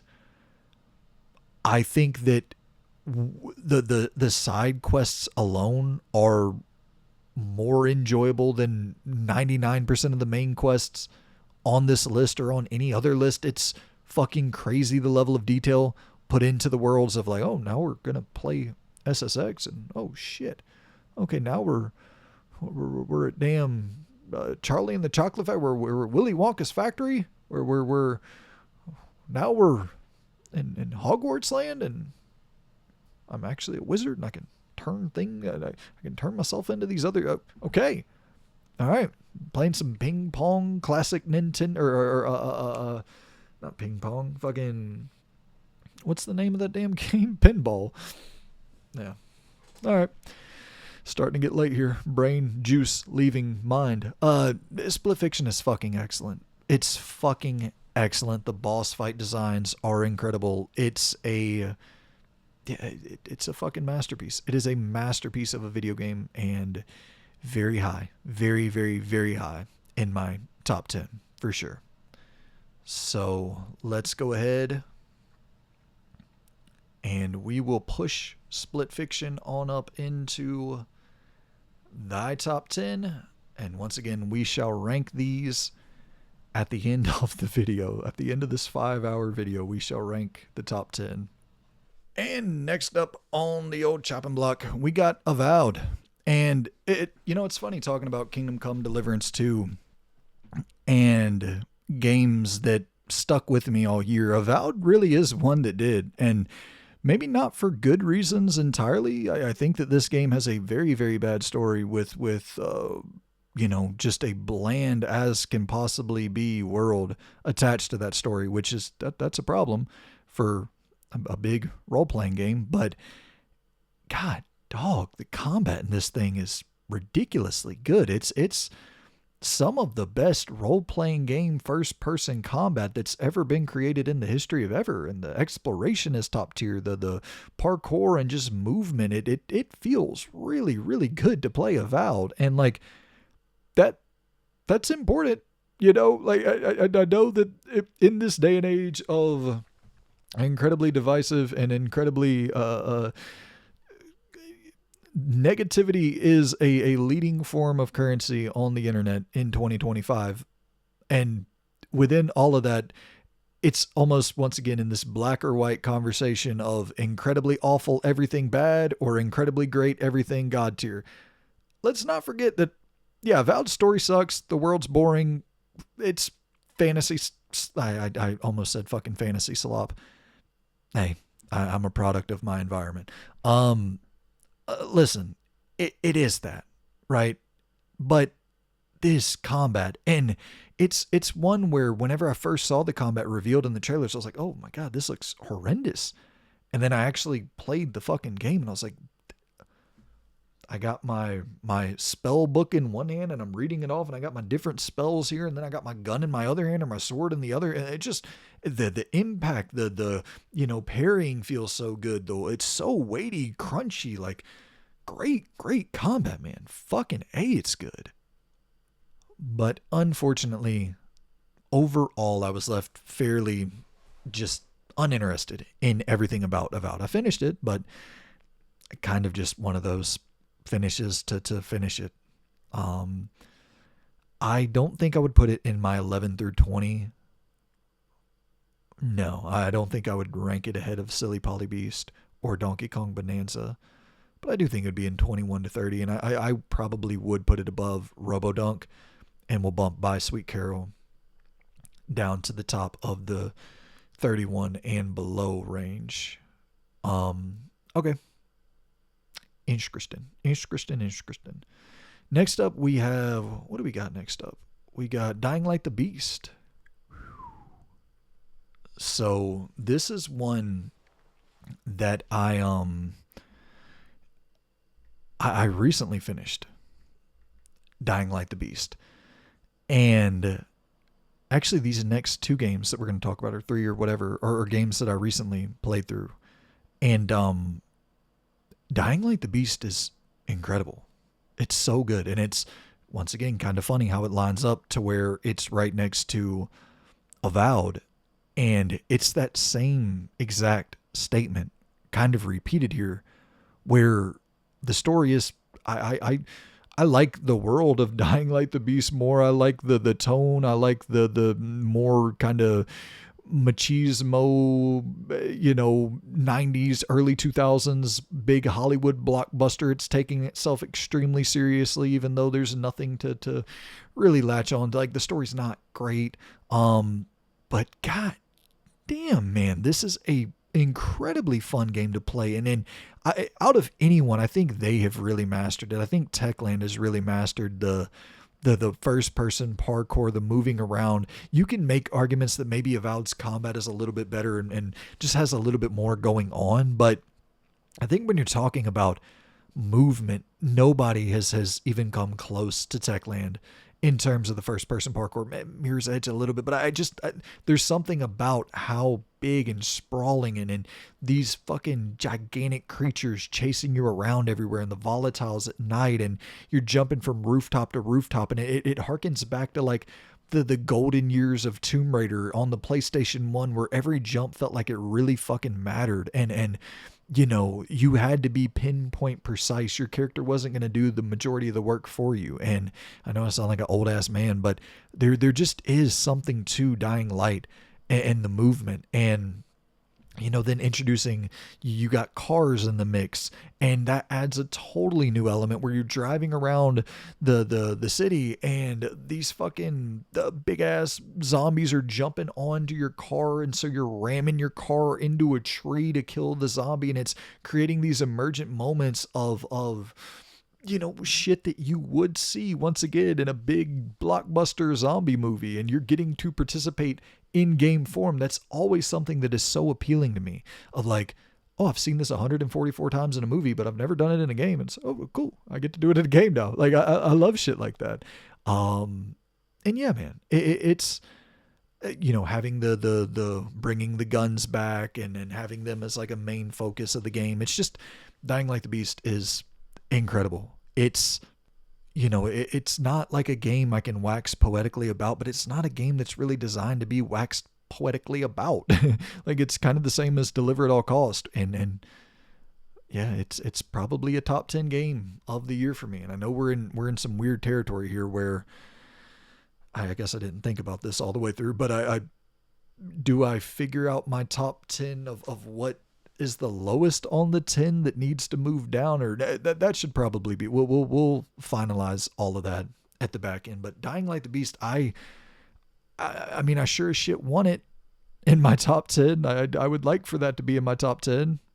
All right, you know what, this actually works out perfectly. I have Marvel Cosmic Invasion and Absolum to close off the ranking, both beat 'em ups. Let's kind of talk about them in combining them in conjunction together as we close off this ranking, as I run out of words here to say.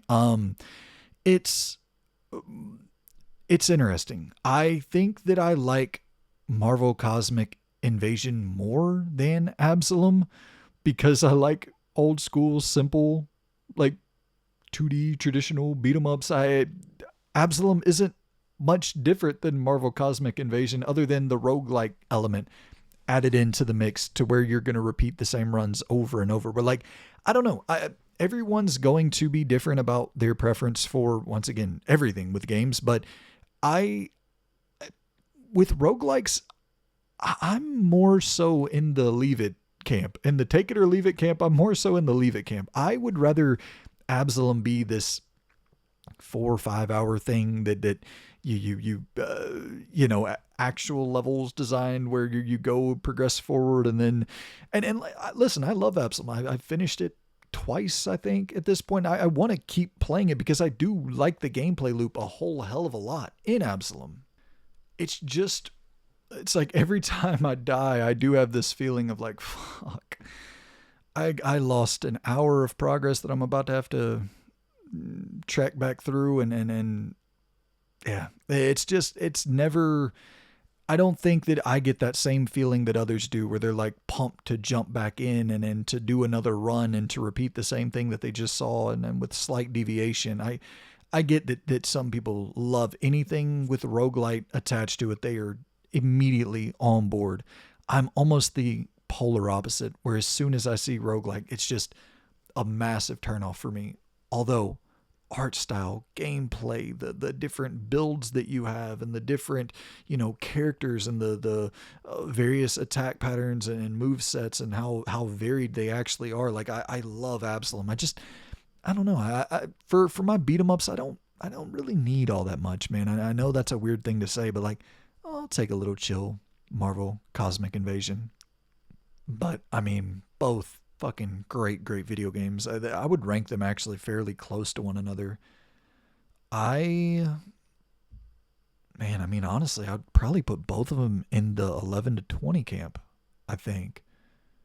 No, I think that's just because I played them recently. Honestly, I don't know if I would put them that high. I think I would put them in the 21 to 30. No, I got fucking Vampire Bloodlines 2 in there. I don't actually. Yeah, I think I would drop both of them in 11 to 21. And that's a fairly simple swap down. Then we just drop Mullet Mad Jack to the top of 21 to 30. Is Vampire the Masquerade Bloodlines 2 somehow going to sneak into my top 20 games of the year? That feels kind of fucking crazy. We're going to at least put it at 20. I think that's 20 for sure. And then Cosmic Invasion's going to go ahead of Absalom. But I do think I'd put Ninja Gaiden 4 ahead of both. So fairly easy swap there. And now, my good people, I'm going to swap to this trailer real quick so that I'm going to place the timestamps right here. That way the thing doesn't spoil the official list. All right. Are you ready to get into this bad boy and finalize the top 10 games of 2025 for yours truly? Man, oh man. So, okay, we got to remove one game from the top 10. Oh, and perfect. That bumped Bloodlines. Oh shit, we got to drop Hades 2 down into 31 and below. So Hades 2 will be at the top of the... Hades 2 will be my 31st favorite game of 2025. And so let's go ahead and... Oh man, Despelote's getting dropped. That fucking sucks. Because Bloodlines 2 is going to have to drop down. And then that would 7 up top. Needs to be 3 on the bottom for it to be 10.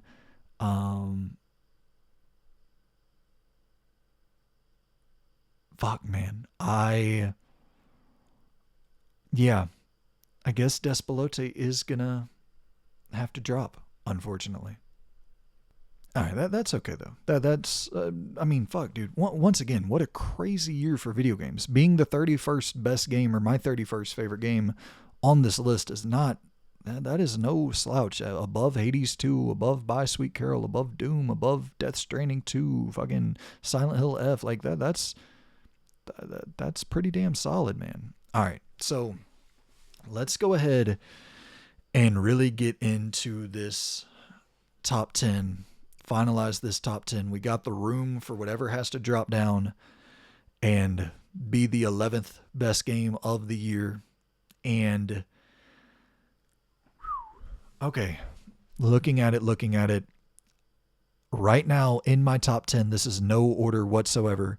In the top 10, we have Dispatch, The Outer Worlds 2, Ghost of Yotei, Cronos The New Dawn, Mafia, The Old Country, Deliver at All Cost, Rematch, The Precinct, Cabernet, Expedition 33, Split Fiction, and Dying Light the Beast. So one of these has to drop. And oh, wait a second. I think my math skills they might have reared their ugly head again. There's 8 games up top. When I was counting them earlier, I got 7. I think there's 8 games up top. 1, 2, 3, 4, 5, 6, 7, 8.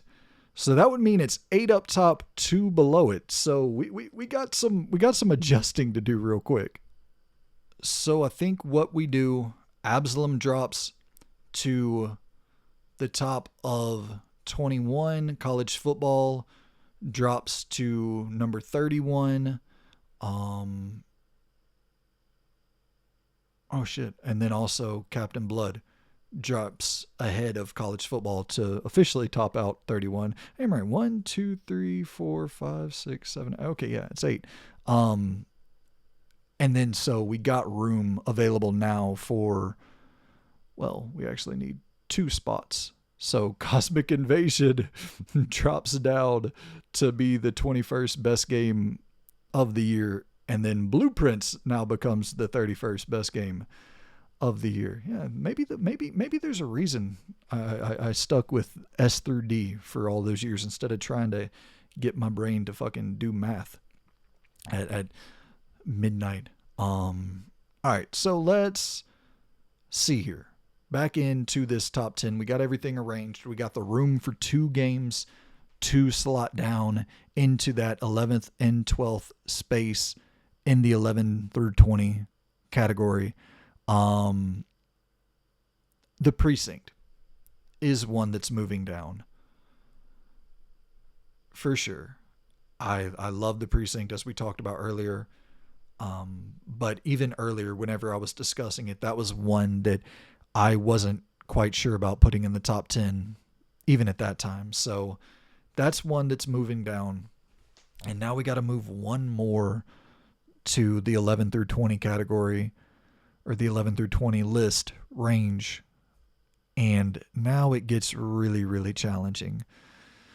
So I'm going to move this around as my brain is processing this and then having trouble processing. I think I'm between Expedition 33 and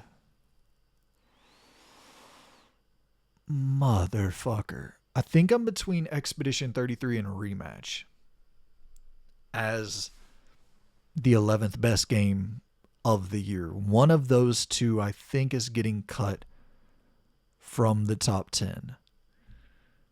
And I do not know which. Man, I'm going to have to think on this one for a second. Yeah, I think it is going to be Rematch. I look at Deliver at All Cost. I look at Dying Light the Beast as well.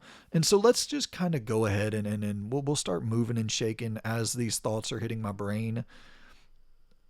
Deliver at All Costs, Dying Like the Beast, Expedition 33, and Rematch. I think those are the contenders. Those are the only games from my list that I'd be willing to drop down outside of the top 10. Um, mm, Fucking A. One more second. I gotta pause and think. I still haven't made a decision for shit at all. I am thinking. I think Expedition 33 stays. I think Expedition 33 stays. I have never liked a game's turn-based combat more than I liked it in Expedition 33. That is saying something, man. That stays. I've never played a game where I'm like actively seeking out more turn-based combat, more, and playing a game for that reason. That stays. I think that stays. I I I think Dying Like the Beast falls to number 10. It falls out of the top 10. It falls to number 11. And I think it's just the story. The story in Dying Like the Beast, I finished the game like a week ago. I can't tell you shit about it.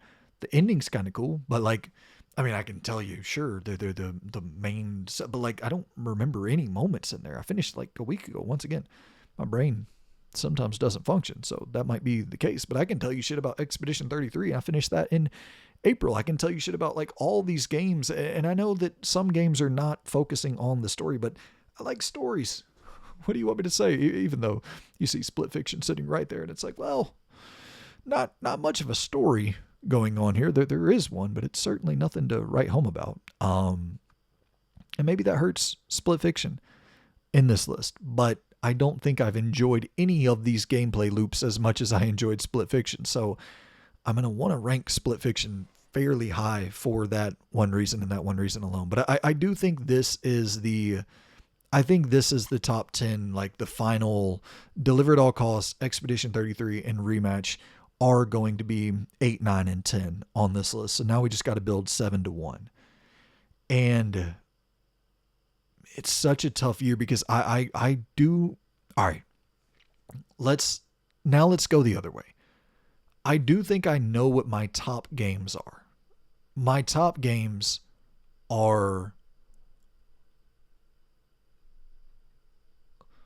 and this is no order once again, but I think these are my top games: The Outer Worlds 2, Ghost of Yotei, Split Fiction, Mafia: The Old Country, Cronos: The New Dawn, and Dispatch. I think are going to end up being my top 6 favorite games of 2025. Ordering them is that's the problem here. I think that Dispatch actually is going to end up at 6.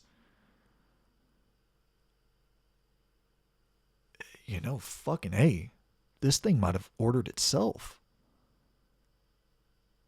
Am I losing my mind because it's midnight, or did this thing just order itself? I don't think it did. I didn't do anything.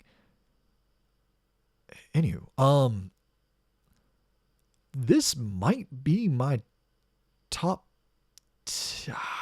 Man, Split Fiction.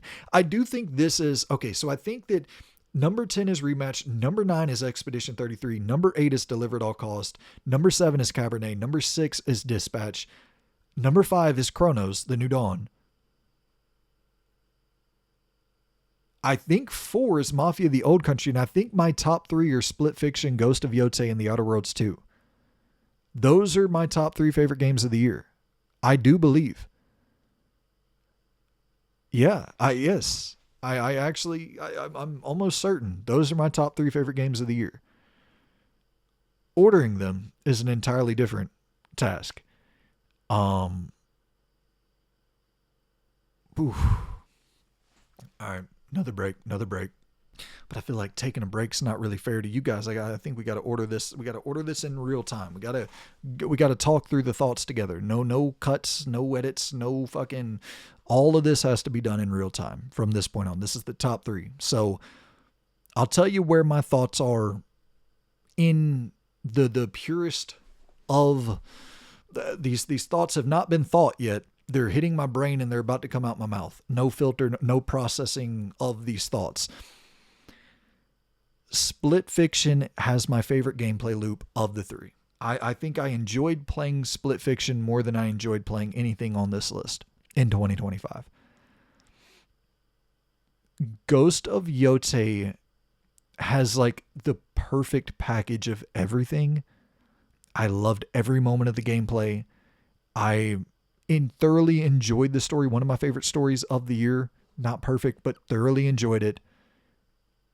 And then it just has an immaculate open world. And then The Outer Worlds 2 is, I love the story. I love the writing. I love the level of depth for the role playing. I love the fact that the factions actually matter so much to the main plot. Like it's, I mean, I know it's not technically, you don't have to do those quests, but you have to do those quests just to see out the game as it was truly designed to be seen, in my opinion. And that's very Fallout New Vegas-y. And it's a lot of that same coding in there. It's a lot of that same DNA transferring from Fallout New Vegas to The Outer Worlds 2. And it's like, God, I love that shit so much. And then you combine that with like no more VATS and no more, like, it's actually great combat combined with the great writing, combined with the fucking incredible world, and combined with the, some of those immersive sim elements that have been long gone since the days of a Deus Ex or Dishonored or no more. And games of that ilk are just so few and far between. So just even to have a few different routes of entry for the buildings, and let me hit this vent and let me come from up underneath here. And there's this, I'm going to squeeze through this crack here. It's just like these little effects that make you feel like I'm actually making decisions on how I progress forward. That's the role playing shit that is added on top of your skills, and you're min-maxing and specifically building a character to do X, and instead of X, Y, and Z, you're picking X, like, or at least for me, it's like, I want to be the best fucking speaker humanly possible for this game. And I want to see how far I can take my character, being barely competent in combat, relying a lot on my party members and relying a lot on stealth. And maybe that is why I got more like a Deus Ex styled experience, where I am trying to sneak through everything, never get spotted, because I know I'm going to get fucking gunned down if I get spotted. But I love that. I love that those options are available. And I love that once I've maxed out my speech, and then I have my stats where it's for every point on speech, I get 0.5 points for my gun abilities. And my gun stats are increasing as my speech stats are increasing, and just trying to build out my character and like connecting these different dots, man. Like, oh, fuck, dude. The Outer Worlds 2 is so good. It's so well designed. I think that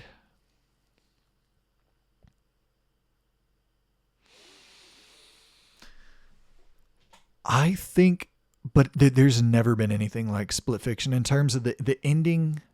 What happens at the end of Split Fiction? There's never been anything like that in the history of video games. It's impossible design work that is astonishing to anyone who's ever touched a controller. To see something like that be functional and possible is remarkable. A remarkable achievement in video game design. Oh my God, this is fucking brutal, dude. I think to finalize, to lock this in, I'm going to go with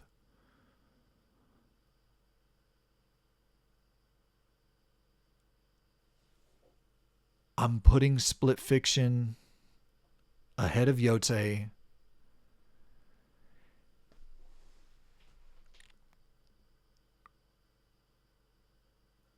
I think I'm going Split Fiction number one.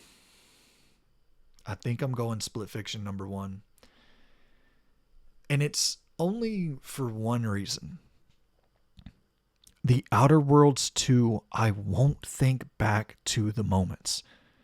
And that bums me the fuck out knowing that. Like, I won't think back to the moments that I made, not the moments that like, or not even the moments that I made, like I won't think back to any specific story moment in the Outer Worlds 2 as like, holy shit, that is like this is a big budget blockbuster. Like there's not those cyberpunk moments of the,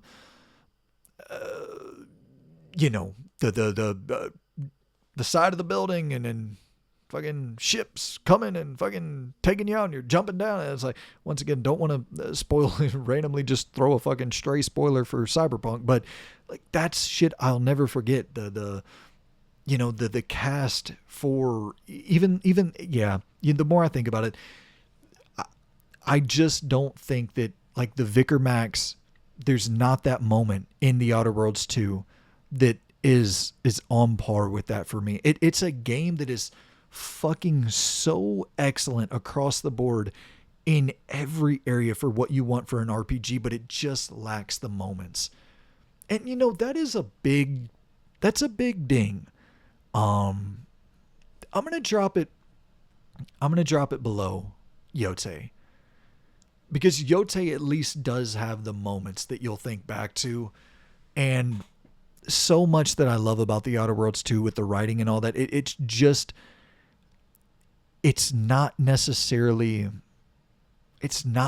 I'm a moments guy. I like moments that I'll never forget in games. And while I'll think once again all the time about, oh shit, my character was able to do this because I put all the stats here and then this option appeared, but like, I don't know if I'll even necessarily remember how the scene played out, because it is very static of BGS style character looking blankly into your eyes and then until it's back to gameplay. And it's like, you gotta throw some fucking production value in there. But regardless, it's I think I'm gonna have to drop it. I'm gonna have to drop it for that. Fuck. I think these are my rankings. I think I'm officially locking this in as my top fucking whatever 31, 32, 33, 34, 35, 36, 37, 38, 39, 40, 41, 42, 43, 44, 45, 46, 47, 48, 49, 50, 51, 52, 53, 54, 55. Top 56 games of the year. And to quickly roll through them before I get out of your hair: number 1, Split Fiction. Number 2, Ghost of Yotei. Number 3, The Outer Worlds 2. Number 4, Mafia: The Old Country. Number 5, Cronos: The New Dawn. Number 6, Dispatch. Number 7, Cabernet. Number 8, Deliver at All Costs. Number 9, Expedition 33. Number 10, Rematch. And then we go to the second tier, the 11 through 20 calibers. And at 11, we got Dying Like the Beast. At 12, we got The Precinct. At 13, we got WWE 2K25. At 14, we got Metal Gear Solid 3. At 15, we got Tony Hawk. At 16, we got Kingdom Come Deliverance 2. At 17, we got Pirate Yakuza. At 18, we got South of Midnight. At 19, we got Atomfall. At 20, we got Ninja Gaiden 4. 21, we got Marvel Cosmic Invasion. 22, we got Absolum. 23, we got Bloodlines 2. 24, we got Mullet Mad Jack. 25, we got Donkey Kong Bonanza. 26, Silly Polly Beast. 27, Avowed. 28, Robodunk. 29, Eriksholm: The Stolen Dream. And 30, Tiny Terry's Turbo Trip. And shout out to everything 31 and below. Well, fuck it. 31, Blueprints. 32, Captain Blood. 33, NCAA. 34, Despelote. 35, Hades 2. 36, By Sweet Carole. 37, Neon Apex. 38, Doom the Dark Ages. 39, Robocop. 40, Death Stranding 2. 41, Eternal Strands. 42, Lost Solicide. 43, Silent Hill F. 44, Assassin's Creed Shadows. 45, Promised Mascot Agency. 46, Helmet Hero. 47, Borderlands 4. 48, Dynasty Warriors. 49, Wheel World. 50, No Sun to Worship. 51, Tainted Grail. 52, Monster Hunter Wilds. 53, Lost Records. 54, Mindseye. 55, Midnight Walk. 56, The Phantom. Those, my friends, are the top 56 games of the year according to yours truly. Let me know what your top 56 games of the year are in the comments below. But let me know what your games of the year are in the comments below. Top 5, top 10, top 3. all of that good shit. Would greatly appreciate to read your list. I am officially out of steam. I am wrapping this thing up, guys. Thank you for another excellent year on the channel, and this is a way to go out for sure. So that is going to close out 2025 for yours truly. Greatly appreciate y'all so much for tuning in, and if anyone is still watching this, I apologize to your ears. Listen to something better next time. Take it easy, guys. I'll see you good people in the next one, and yeah, that I think that's it. I'm not going back on it now, so if I made some egregious mistake, I'll have to live with it and look back at it 5 years from now and hate myself for this ranking. But for the time being, I think that this is gonna finalize the ranking, and I am gonna finalize my I gotta go get some fucking food. I'm starving.